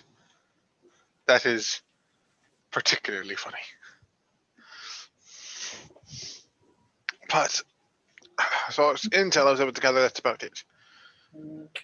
So once we get closer to Winton, we should be prepared. We should prepare for any trouble that might be there. Let's hope none. But other than that, the other refugees that went back home have made it back safe, and there hasn't been much activity. Probably after the setback of that whole mess we interrupted, they're probably laying low for the time being. Let's hope they're not patrolling the roads as much. Would would Galen know that the river traveling has any spots that the coalition might be posted? This is a pretty major road that's heading up towards Wintown. It's not like they have checkpoints anywhere. This is not one of the more sneaky ways that you and Gerald know to get around, because the forest around it is so dense. To have those kind of like shortcuts is very difficult. Okay. It's you don't know if you're going to run into any. It's also been a couple of years since you've been part of the coalition, so you don't know if they have set up checkpoints. But as far as you can think, while Wintown is not terribly far from the coalition, this seems like a place where along the road you're not going to find much. Okay, so that's eased his mind a little bit. Yeah, it is one of the towns that is closer to the coalition base. So you know it's one of the towns that your former boss used to lean on a little bit. You don't know how it's been since he's been, as you've learned, deposed. Okay. And the town further north from that, I forgot what that one was called. yeah, I have to pull up my map again. Logarth. Logarth is the one that you've traveled to. Oh, that. That's the one that's even further north. You're not heading to that one. Okay. You're going to the town south of it. Right. Okay. And then you can go up to Lodegarth and then over, but you guys know that it's faster. The forest starts to thin out at Windtown, and you can pass through the woods then. Cool. Okay. Yep. All right. So you guys are heading down to the entrance of the Alderheart. Sounds good to me. Yep. All Is right. everyone ready? Yeah. Ready as I'll ever be. All right. One last dude. And then I put my foot on. And Red will take a swig from her flask. All right. These downs her juice. You guys make your way down to the entrance. Because of your super tall friend, you end up taking the freight that's usually known for carrying carts instead of the spiraling staircase that you originally took to come up. Strangely, he doesn't fit in the staircase. He's a little bit too tall. Just a bit. Just a little bit. just a tiny bit. I would like to say that purely so I didn't break the dynamics of this game, I'm still massively shorter than the average male polar bear. It's gonna be fun if you ever go home. Well, see, that's the thing. If you want me to be realistic, I can, because the Panzerbjorn are meant to be the same size as normal polar bears. But a polar bear on his hind legs, an average sized male polar bear, is 10.5 feet tall. Oh, that definitely makes Zinzi small compared to him. She's only 2 foot tall. That's why I was saying he's about 8 feet, because I figured I'll shrink him a little bit. Yeah, so Finton sits at about 6'5", the bartender. His horns bring him to about your height, which is why you're able to get around his tavern pretty easily. Yeah, I think I'll sit with it. I'll sit with it 8 foot.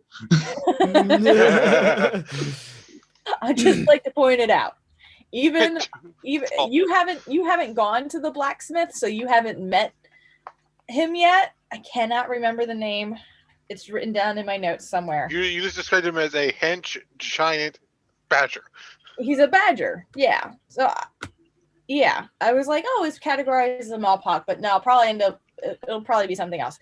But yeah, even he's 7.5 feet tall. Like, you're taller than him. Stick with it. 8 feet. My mentality for him was he's the equivalent of like a half orc. If I ever travel home, I'll magically sprout 2 feet. I love it. The cold does wonders to me. This is when we learned that this whole time he's been slouching. So I've been here for about 2 years now, so I'm so used to doing this everywhere I go. Used to having to duck through door frames is actually familiar because that's my life. I live with someone who cannot go through door frames without automatically ducking. Gerard is tall. Yeah. All right. So you guys make it down to the base, and where you find not far from where the stables are is already waiting 2 birdfolk perch guard, with a very familiar to some Vulpin in chains. She's got manacles on her arms attached to a longer chain that that one of them is holding, and she's just kind of smugly grinning as you guys approach. Morning, bitch. Me Well, too. I kind of flash the guns that I'm carrying to try to intimidate. Roll intimidation. Can I aid in that intimidation? It just as in and me just behind Oh like my god. Sure. Roll an advantage. Okay. Well, the first one was a natural 18 plus 4. Second one was an 8. So I'm going to go with that 18 plus 4, 22. I found the perfect audio for this.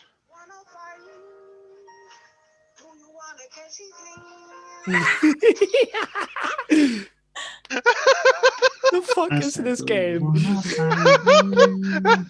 I opened my phone. I forgot my phone was open to TikTok. I opened my phone to wipe a message away, and there was a video that popped up. Like, it's just perfect.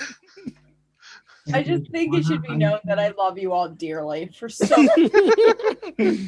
The 2-foot tall squirrel, with the help of her 8-foot tall polar bear friend, rolled a 22 on intimidation against a possibly 5-foot tall fox that could eat her. yeah. But it's okay. The benefit is if she eats you, I eat her. She definitely tries to keep her general composure, but you can see it's a little bit faulty as she just kind of so That's what I thought, bitch. Well, I'm gonna chuckle. Just like the small dog is very scared. so I hear we're going on a trip together. What fun. We're going on a trip in a baby rocket ship. Sailing through the sky. Little monster.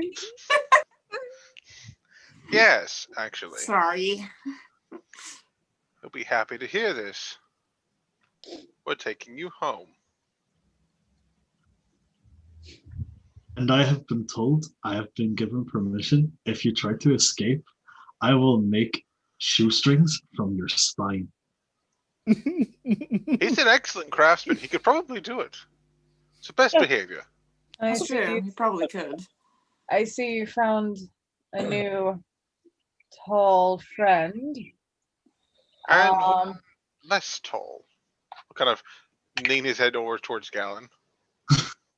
Are you trying to hide who you are, Galen? No. No? Not from her.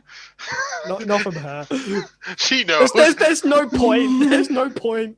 She knows. Yeah, She knows. She knows.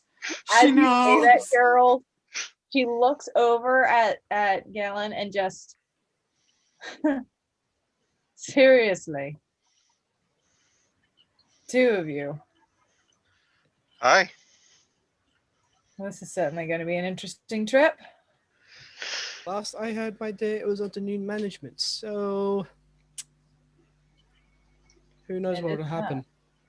But let me make it also clear. I would not hesitate to set you alight. Fair enough. I'm gonna lean down to Gail and be like, it's okay. You don't have to act big to her. She's already scared. That's fair shout. He'll go over towards the the carriage and the wagon folks nearby because they're near the stables, and he'll hand them the letter. Okay. We're taking it as far as Winton. After that, where we're going, we won't need it. All right, it's a simple Gallus sitting there and happily takes it from you and looks it over and goes, well, it looks like it's already paid for. Have at it. Pick 2 of the best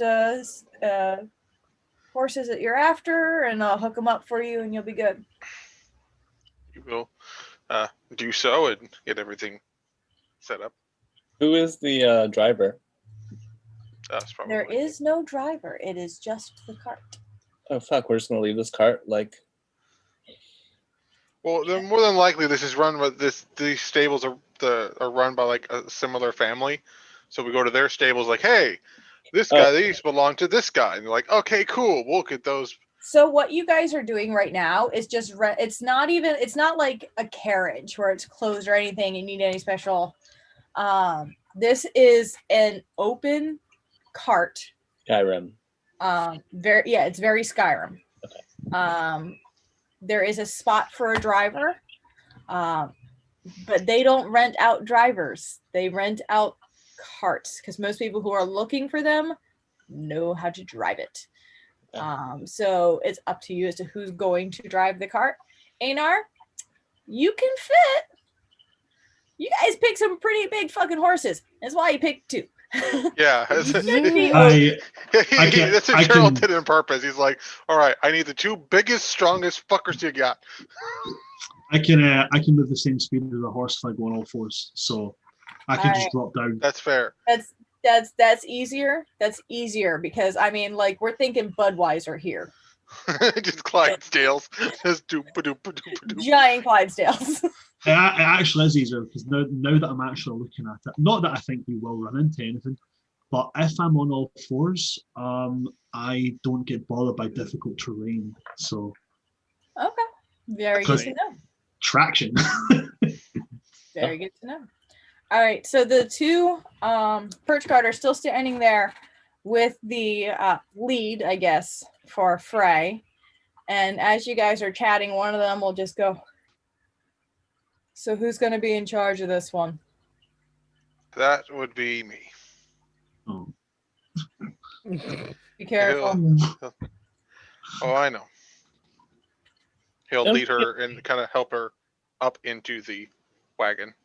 Don't forget Zinzi's. If she even looks at you cross, kill her. Well, that's. We can't show up with a bot. We can't show up with Shush, a Gerald. sign. Shush. It's all right. Here, she's gonna hand Gerald the immovable rod to help he can use to sort of keep her in place. Yeah, he'll probably situate it so that they'll probably wrap the chain securely around it, and then set the. Consider you guys sorry. you kind of use the movable rod with the cart. Otherwise, the cart's going to go and she's not. Yeah. She's handing you the immovable rod in the event that you need to use it. Yeah, he'll hold on to it. So like when they make camp, sure, she's not going anywhere. But we're not gonna like. We don't need to break the laws of physics today. We've broken the DM manual several times. We don't need to break the laws of physics.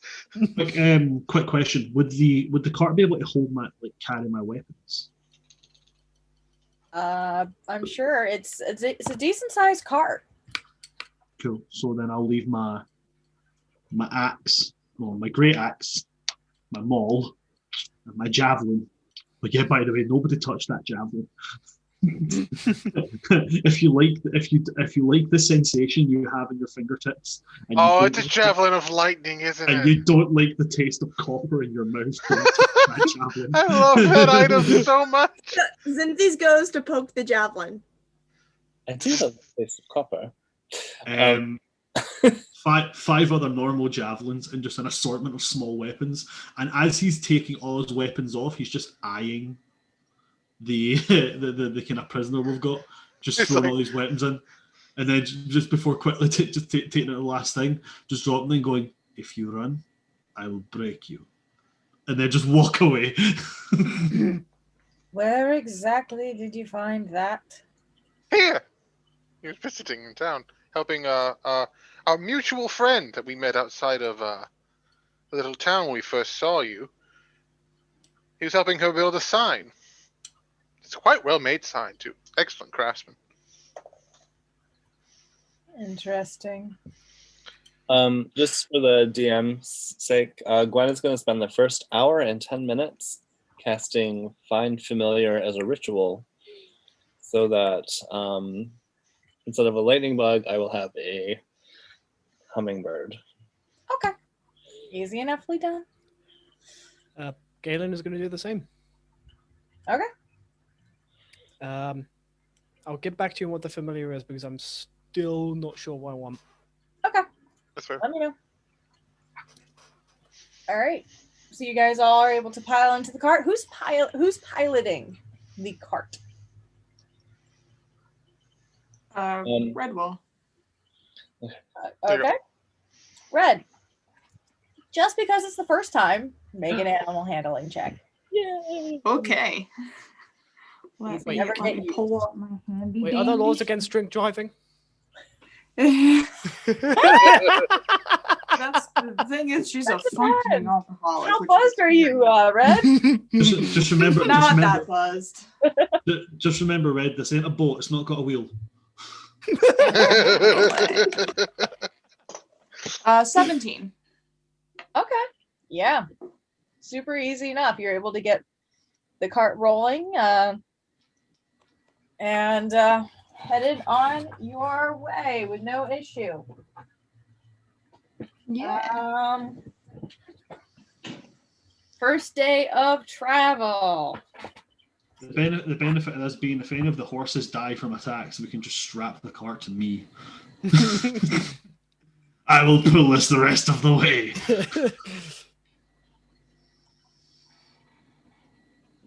All right. So for your first day of travel, is there anything you guys would like to talk about, do? Anything like that? I will just sing some songs of home. Almost heaven. I will accompany on the lute. No. My heart. But I will accompany on lute. Good, you're awake.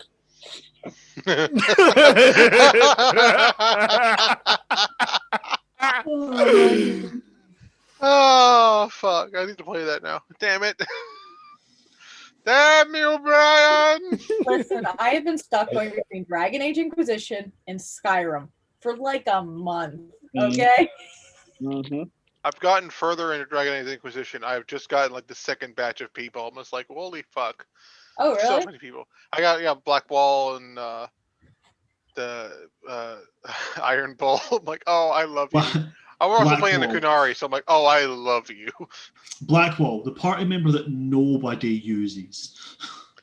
I have him currently because I want to see what he can do, but the problem is he doesn't have good gear. Oh man, he's so pointless. He's so pointless. I'm a Grey Warden. You're shit. Even his story is just kind of like, eh. Yeah. Cool. Sure.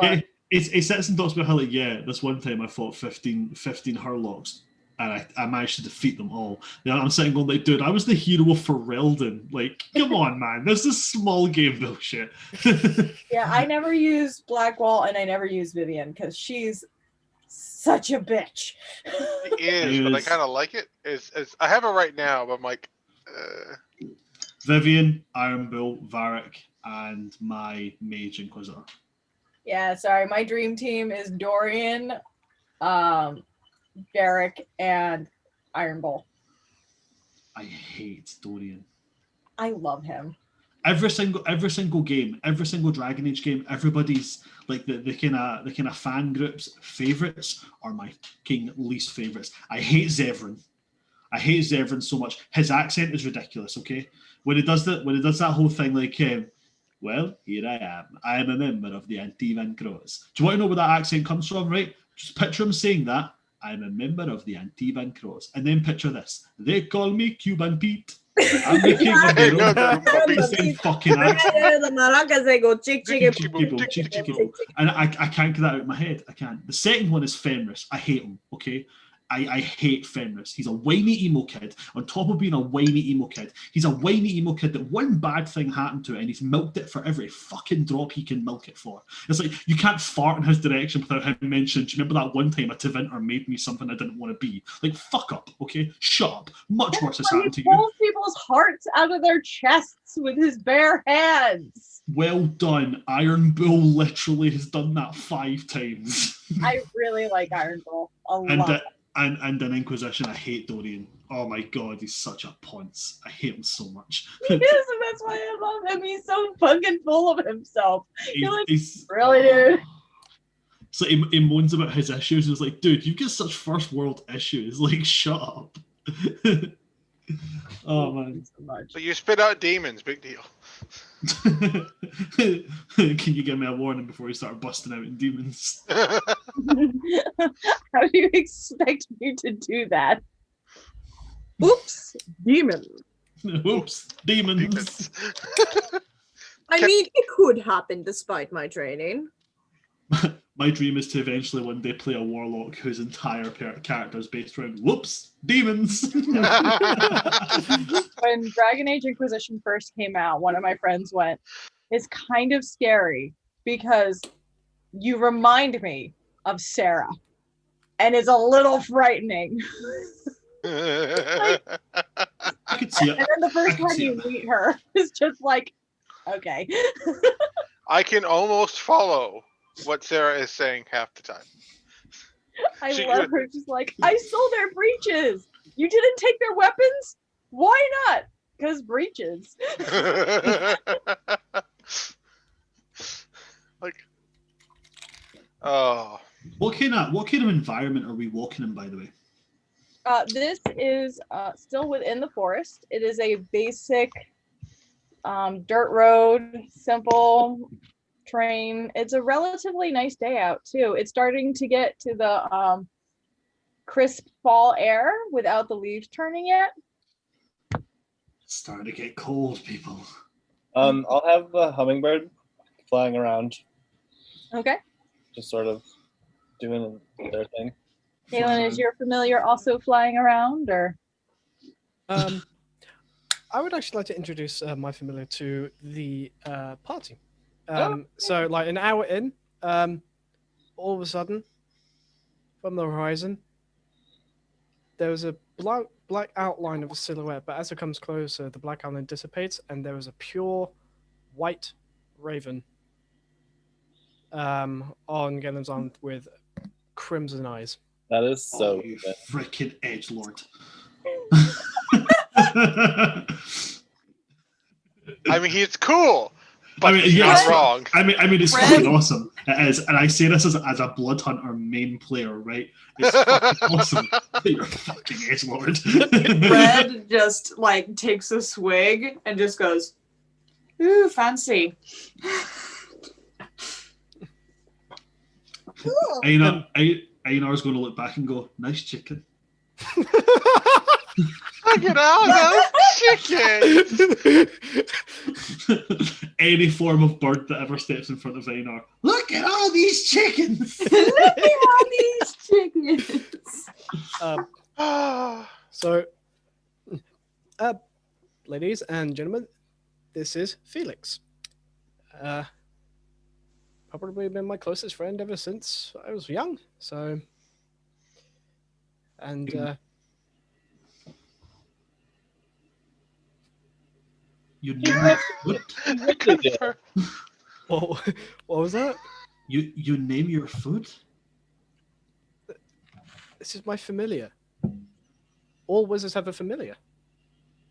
So a familiar is a small thing that you look after, and it helps you. Yes. Yes, I'm gonna look at Zenzi's.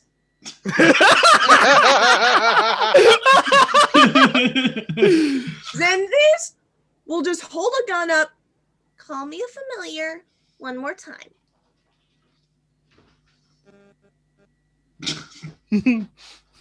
All right. Oh. I'm ready to shoot a bear. By what he has said, and by the rules he has stated, you are a familiar. I shoot my gun up in the air and I roll intimidation. Sure. It's sort of like that. Okay. However, you can dismiss them at will, and Gwen sort of summons the Einar, it Fly down. would be insight versus the intimidation. 18. Einar, what's your insight? Hold on, I've got something for insights. Give me 2 minutes. I'm doing good for intimidation. No, this one won't count. It's an insight checks to see if I'm being lied to. Okay, but I still got proficiency in it. So, right, I'll show this. No. 19 on the die, Whoa. plus my +4, 23. You try to intimidate me, and I just go, "You see, you are helpful." Harold is Lindsay's tired just of thinking in laugh. her head, I'm not going to kill a bear. I'm not going to kill a bear. Gonna I kill will them. kill a bear. I will kill a bear. I'm not going to kill a bear. Gwen sort of has the hummingbird land on her finger, which is hilarious because her fingers are tiny. And then she'll like look at Einar and be like, "Well, you can't exactly do this with Zinzi," and she waves her hand, and the hummingbird disappears. And then she sort of wiggles her fingers, and the hummingbird appears on Einar's nose. Hold on, hold on. Pick up Zinzi's? Yes, I can. technically, I waved my hand. I know. Launch I'm the kidding. artillery I don't squirrel. actually do that. I don't actually do that. Launch the Just artillery about to squirrel. ask if you actually chucked the squirrel. I'm glad we've established that I you did have not. yeet the squirrel. We okay, have so- one game where we yeet the pussy. Now we're eating the squirrel. Wait, what? Did I miss something? Except, Oh, I am I threw adding. a cat. I am Oh, adding to my inventory squirrel familiar. Yeah. In the Okay. Septa Mortem, we had the eat the pussy. Do you remember Leo? Oh, God. Character based off of Leo? Maximus, who had all the marshmallows. Maxmellow. Did you yeet Maximus? I threw him as hard as I could, and I rolled a natural 20. Oh, that's great. It was amazing. Yep, I yep. need to mute my mic. Oh, wait for a minute. I have zero regrets. No regretty spaghetti. He just went.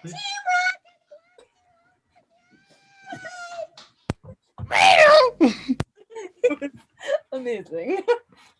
Aye. So you said the hummingbird appeared on my face? On your nose. Okay, I'm just gonna. And the hummingbird will fly away. Just like look at you, spin back, and then land back on my shoulder this time. And then you just go, oh, okay, so there are magic then familiars. Yes. Yes. They also allow us to see from distances, and they can warn us about danger. And Galen, Felix is very beautiful. He's one of a kind. Cute Einar becoming like the Gadgil of this group and getting really depressed because why can't I have a familiar? I want a flying cat. Einar's eternal quest is to get a familiar.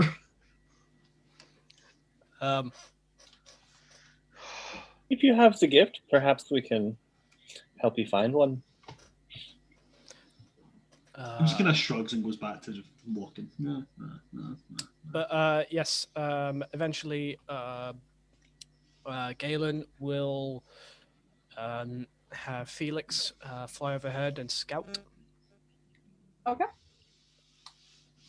Make a perception check for Felix. Also, while he's doing that, question for everybody. I know we normally end at midnight. Do we still want to do that, or do you guys want to keep going a few minutes? Or I'm a little tired myself. okay, we'll keep. I'm just asking because we're getting close to midnight. I don't know when midnight is. So. 4 a.m. half an hour. 25 minutes. All right. Okay.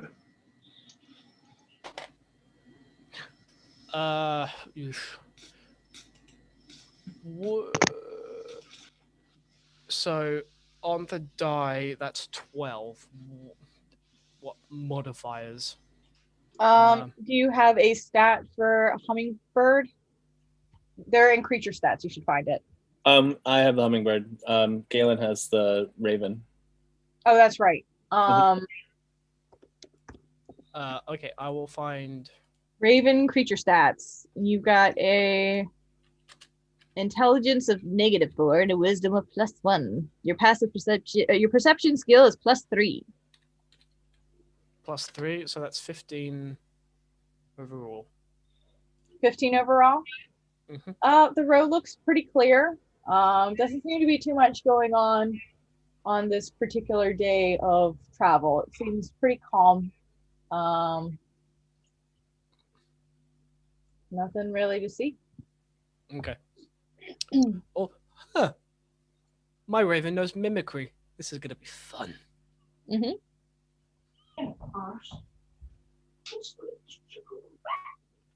No. You can't shout at me and then come crawling back to me for sweeties.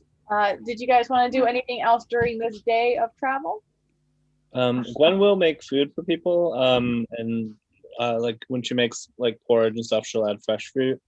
There is some cured meat that she has also, as she has gotten the good stuff. Okay. The Red good will stuff. Red will indulge in that, and probably just like for the hell of it, be like, Gwen, what did the cards say today? Just like, Oh, good. You like a reading? She pulls out her tarot cards, which Brian's tarot cards are somewhere in this really messy apartment. So, what do you have a question in mind, dear? I guess the future. What should I look out for?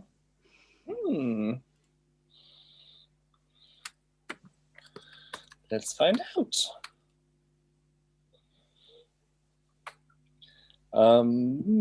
Give me 1 second. You're good. I actually just realised there is a way I can get find familiar. Oh God, I'm scared. Ooh, you have the Queen of Rods. Something from your past is influencing the present, but it's a good thing. We have the Eight of Cups, which is not the worst, but not the best card. It implies that consequences of something you've done will affect your future actions. And the King of Rods for your last card. Oh dear. Oh dear. Yes, I see a mysterious stranger in your future who will perhaps be a friend of the past, returning. Oh goodness. Oh dear indeed. Thank you, Gwen. I appreciate it. Of course, anytime. If anyone wants a reading, I'm always available.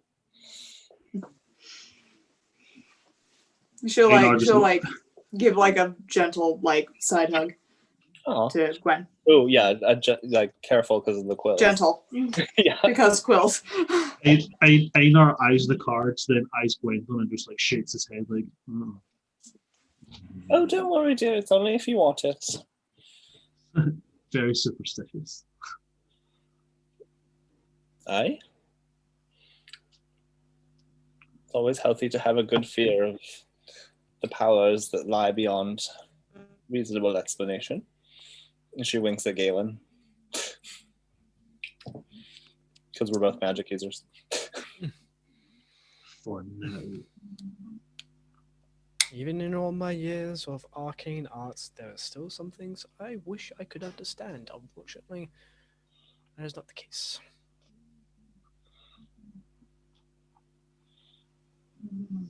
In the meantime, Galen, if you ever want to swap spells, let me know. Might take you up on that. But for I'll trade you my thunderclap for your shatter. Is it a foil? Is that a foil? is it a... Do you have a shiny? I have a shiny fireball. Ooh! I don't have one of those yet.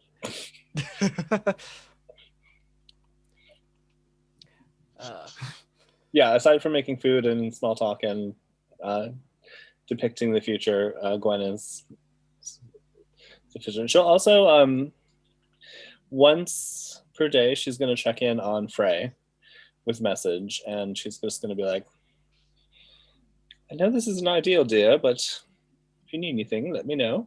Well, are you using message for a reason or because you're all in the same cart? Yeah, I'm using message because I don't want to be... Gotcha. All right, I'm just making sure. Yeah. Yeah, unless anyone's actively speaking with Frey, she's mostly ignoring you guys as best as she can. But you guys are welcome to interact with her if you like or not. It's up to you. But you said that you were going to use message to tell her to check on her. Yeah, just are you doing all right? Given the circumstances, we did get you out of that jail cell. Oh, I love being chained to a cot. It makes my day. Would anybody be mad if I tried to drive her insane by keeping her awake? Gwen would love that. I don't think anyone can stop you. Yeah, Gwen will send one more message and just be like, well, just remember, there are several people here that used to be in your position that are now roaming free. Just consider that if you are thinking of trying to betray us. Betraying you means that I have some form of allyship with you to begin with. Don't misunderstand the circumstance. I would imply, or I would advise you take your own advice there. That's it.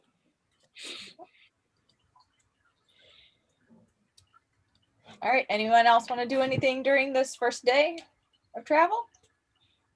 All right. I'm assuming you're using the pendant for. Oh yeah. For our newbies. Yes. You guys watch as, and we'll actually, because it makes a. What's the space that it creates? It creates a 30-foot diameter circular platform of interwoven branches that lifts 50 feet into the air. Yeah, so the cart has to stay down, but you can probably get the horses on it at the very least, and it's not like you're storing everything on the cart. But you watch as Gwen takes off her amulet that she has around her neck and puts it down on the ground, and it starts to sprout and form and encase all of you and lift you up, and it almost forms like its own little nest up at the top. Mm-hmm. And it's a safe little bubble for you to sleep in. Yeah, I do like safe little bubbles. I imagine it's like a sort of like one of those round nests that has like an opening, so you can like sort of look out and be like, "Oh, what's going on?" Yep. Now, Get are an you all Arcana- going? What? I was going to say, can Galen make an Arcana check to see what to kind of ascertain like if he knows this particular pendant? Go for it. Are you casting Identify? Because Gwen will just like lean over and be like, "It's a nest charmed here." Right now is just an Arcana check. Yeah. So that is 16. 16. This is a not the most common item. It's kind of similar to like Lehman's tiny hut, except instead of staying on the ground, it's come up. So you can see the similarities there, but this particular pendant you've not seen before. Okay. And people can see us still, or they can see that there's a nest there. Yeah. If something could climb, it technically could probably get in, but in that case, Galen will just say to Gwendolyn, "That is a very useful charm. I applaud you for such resourcefulness." Oh, actually, I found it as we were traveling. Okay. Happenstance and a bit of good luck. Lord, I by the found gods, it in some great bloody slime. Unlike Gerald, I don't have a gift for finding miraculous objects for a small fee. Is that a jab at Gerald or a jab at Nate? yes. Yes. The answer is yes. For those who are new to this series, I'm banned from going to Sprinkle anymore. Yep. You are banned. Because I find a way in almost every campaign I'm in to find ridiculous deals that are usually, for the record, the fault of the dice. But yes. Yep. You have a gift. It is. I do. I do. Only can make such great deals in my life. Great. Yep. I'd like to buy this car for a rubber T-34 Fallout helmet and this donut clipper. That'd be great. All right, are you guys going to take shifts at night, or are you all going to just go to bed? Probably. Yes, I will take first, and I will use the immovable rod to sort of like anchor the chains that are holding Frey in place. Fred will take second watch. Okay.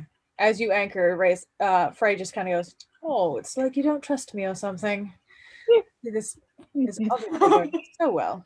It's just like, Just to make you aware, just in case you are doing it because you think that you guys don't have to. We don't have to take watches. I have the weapon I chose for starting is the Great Axe of Warning. that's back in. Oh yeah, we probably would bring it with us. Yeah, you would have taken all your stuff out of the cart just in case. I wouldn't have worried so much about the javelin or the maul, but like he made his axe himself, so his axe would stay with him. Like, okay. So anybody within 30 feet of me can't be surprised, except when incapacitated by something other than non-magical sleep. Magically awakens you and your companions within range if any of you are sleeping naturally in combat begins. Not cut to me. Just because I've got an apple. All right.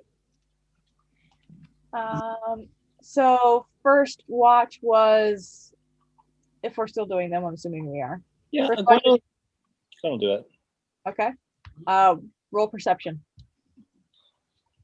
I'll have my hummingbird friend help me out. Okay. 15. All right. So for a relatively clear night. You can hear some of the animals in the distance, but nothing of interest really. First watch goes by without a hitch. Watch number 2. I believe that was Red. Yes. Gwen will hand you a cup of tea, Red. Aw.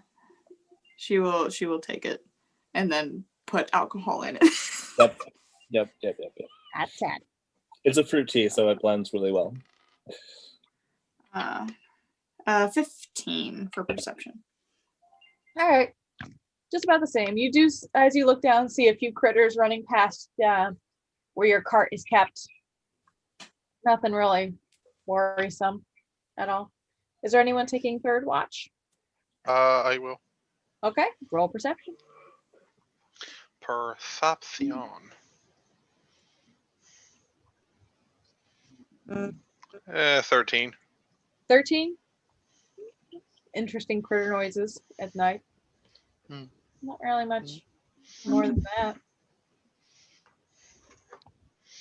Has Frey actually gone to sleep at this point? Yeah, she would have gone to sleep, but roll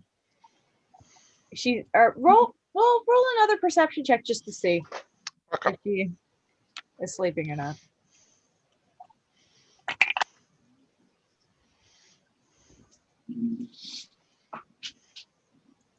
Ooh, that's 21. Like that. 21? Yeah.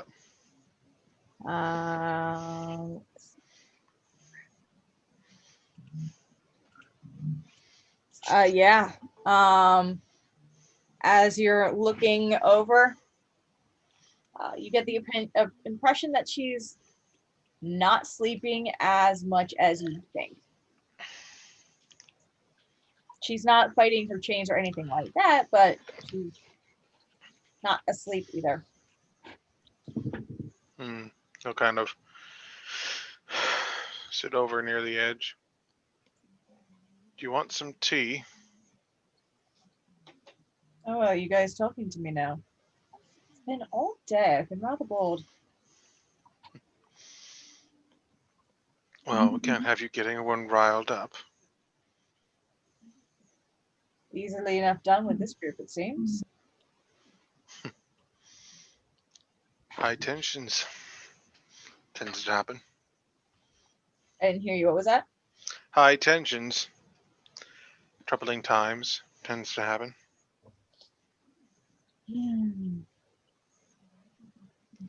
That it does. Are you looking forward to it? Depends. What exactly is your end goal here? Peace. If your intention is just to have me walk you through the door, that's not going to happen. No, but returning you is a sign of good faith. I want peace, Frey. Just like Fires. The fires are a far greater problem than the ineffectivity of the council or coalition, old or new.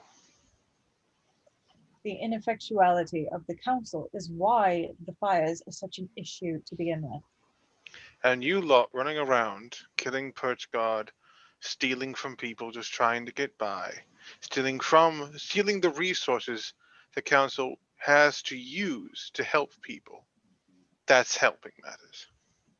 Oh, you we lot use fr- those resources to help people. The only thing we've stolen from is stuff going to the Alderheart. And you know how many people are in the Alderheart? How many orphan children, refugees, and scum worse than the coalition who are taking advantage of them, who are in that position because you keep stealing the resources that would help them. We have people we're supporting as well. I understand that. I'm returning you to them. Just like that. Your boys deserve to grow up with a mother, even with all your mistakes. I know what it's like to not grow up with any parents. Hell, I had Barnabas for a father. He's a right piece of work, that's for sure. Do you know what I discovered talking to Conrad? He stole me as an egg, and I'm not the only one. I wasn't recruited. I wasn't just raised. I was kidnapped and born into the coalition. I didn't have a choice. That's not why I left. But if I had learned that, I would have left after killing Barnabas. I never heard any of that. It's news to me. Not many did. He kept it quiet. Hell, if even if Benna heard about that, I imagine she wouldn't be too happy. Certainly not. Another reason I'm returning you to your boys is so, even though Barnabas had a particular inkling towards birdfolk, two young, impressionable boys are exactly what he uses to make his agents.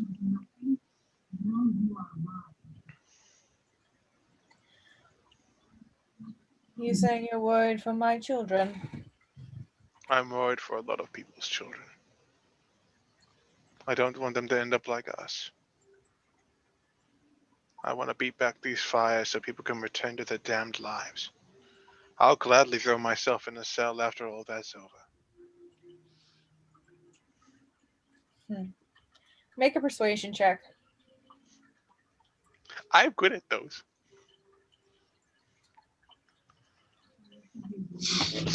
Come on, 21. 21. Yes. 21. 21. Okay. She kind of gives you this look up and down, like she's reading you. He just looks sad. Yeah. And she just kind of sighs and leans back in her seat. He says something about tea. Aye. There's some sitting over here. Fruit tea, I think. Gwen had it brewed up. She'll accept a cup of that. Quietly drink it.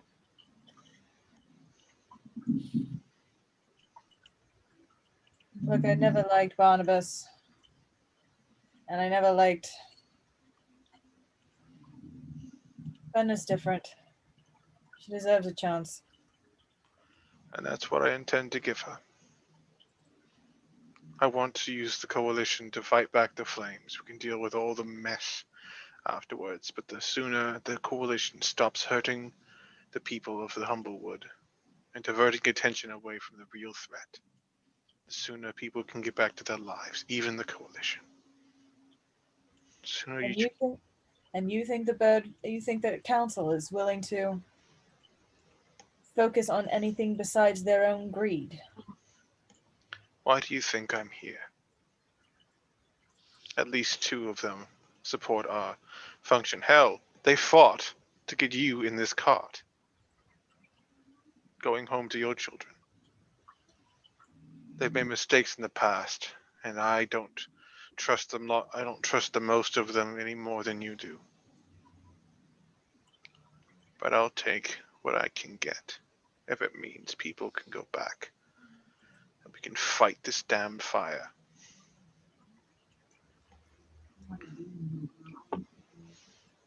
I want to help you, Benna, and the council make a world where your kids don't have to steal, lie, and kill to survive.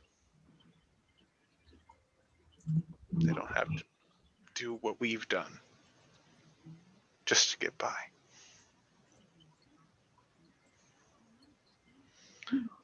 As I said, It's easier said than done.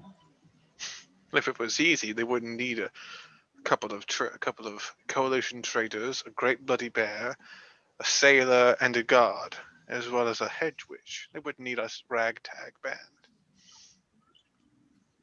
But hopefully, I don't expect you to walk us in.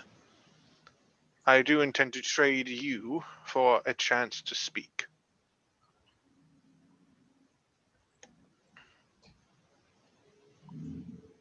Well, good luck on that then. I'll need it. You will, that's for sure. Once you finish your tea, try and get some more sleep. It's going to be a long day.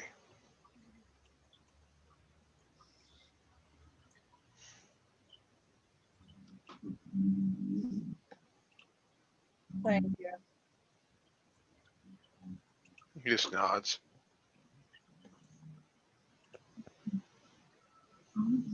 She finishes her tea and goes back to sleep. You will collect the cup and set it with the others.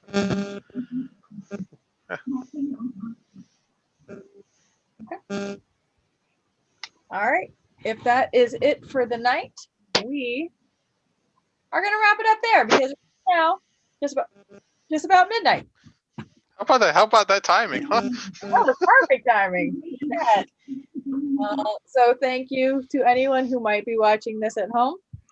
I'm pretty sure it's just Kitsune, but totally cool. Yeah. He knows how chaotic we are. Yeah, glad you guys could join us. I hope you all had fun.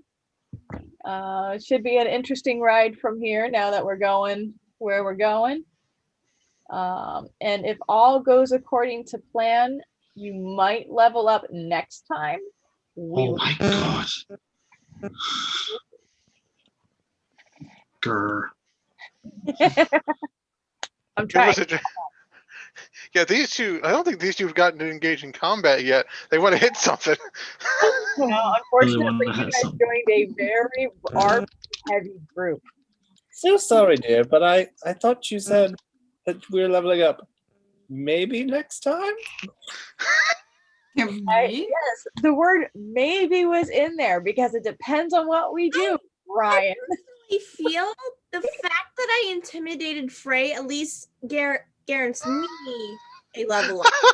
As wonderful as a move that is. Let's see what happens next time. If anything, I will say right now, you've kind of earned the respect of Einar a little bit. I'm getting Trying to intimidate angry him. waifu look through the camera. You're getting very angry look right now. Hey, it's coming. I promise you. I promise you. I have plans. I know. Oh, you are gonna pay on Friday. I know. I'm saying this right now. I'm saying this right now. As soon as I am able to, I'm taking a feat and I'm taking magical adept wizard because then I get two cantrips and a spell, meaning I can get thunderclap and I can get find familiar. We just want the bear to have his own familiar. If I can't have combat, I want a damn familiar. We're actually, hopefully, the way this is going, you guys are going to have combat next time. Yay! Hey. I can shoot people. Yeah, I'm gonna throw a lion at them. I'm gonna throw a javelin at them. And if things go well, we will have some really fun combat coming up. So I'm gonna throw my javelin at somebody. Unfortunately, things have been a little bit slow as we're trying to get ready to move on, and there's a lot of politics going in to this game. Shopping. Visiting Sprinkle. Lions In the street. teaching the squirrels. Yep. Eating the squirrels. Building an army of squirrels. An army of mouse children that will fight for me. Technically, those Gerbine children are more like kangaroo mice that you've seen.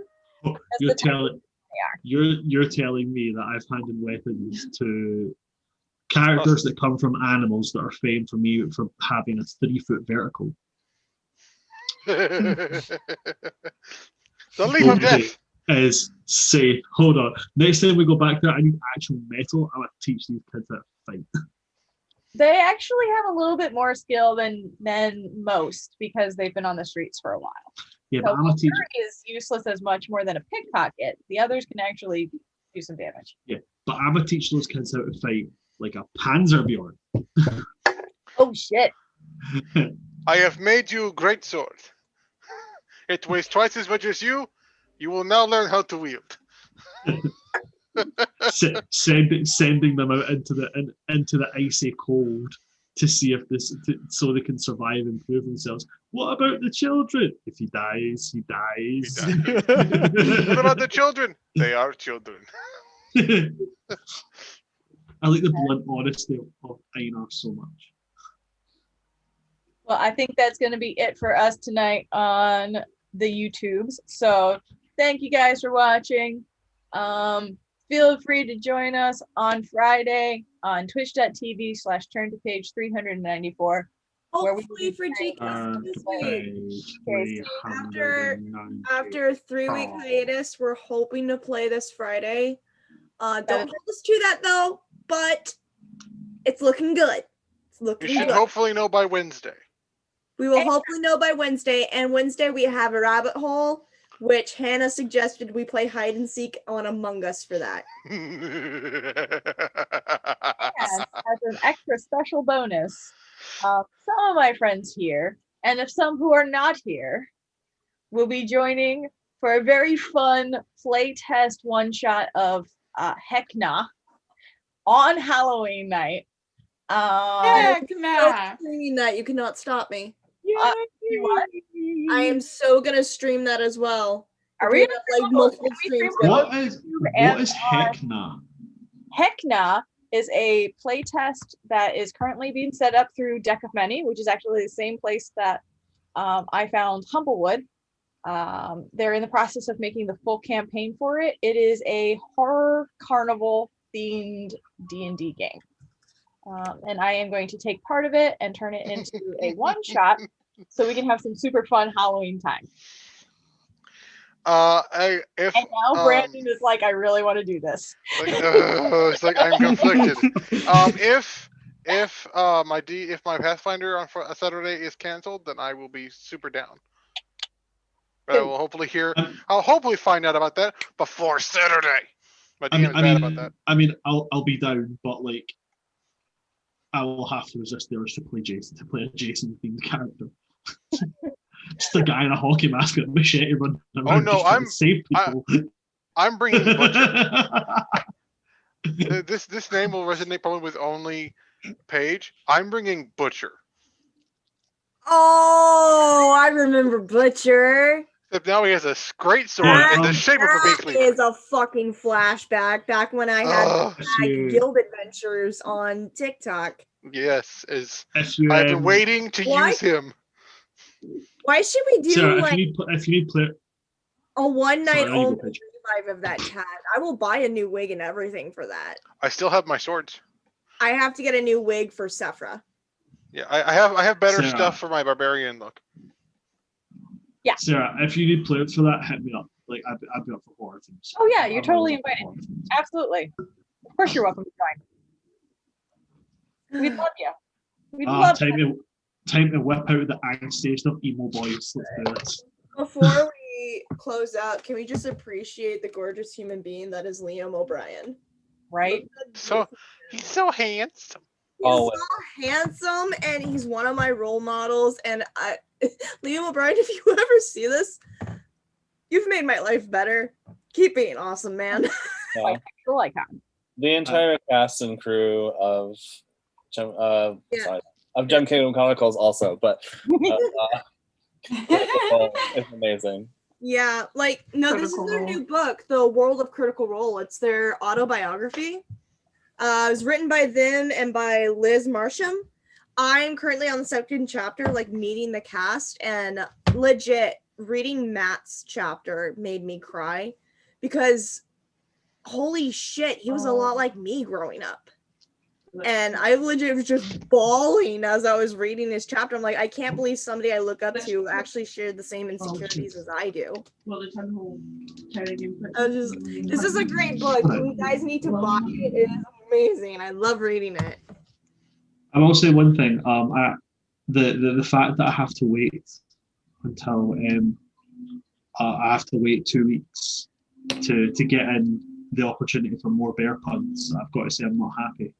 I think you could say in fact that I think you could in fact say that I'm going to find it unbearable.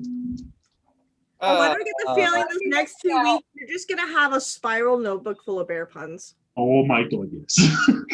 You might be missing out on bear puns, but you can't say that you're going to be missing out on fun games because fucking Pandor.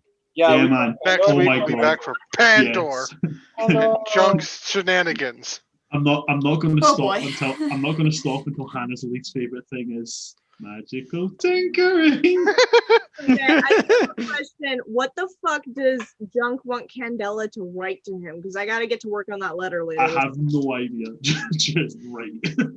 How about Candela's just do and don'ts of being in this group? Yes. A list of rules so that I then have an actual notation of the things I should do. Because Tell me as what I the shouldn't leader do and of the something I Chaos want to do. Children, I gotta keep some order. There will be no order. Junk's alignment is officially noted as chaotic Deadpool. Well, thank you all for joining us on this crazy Yes. adventure. I hope you all enjoyed it. And we're gonna sign off. So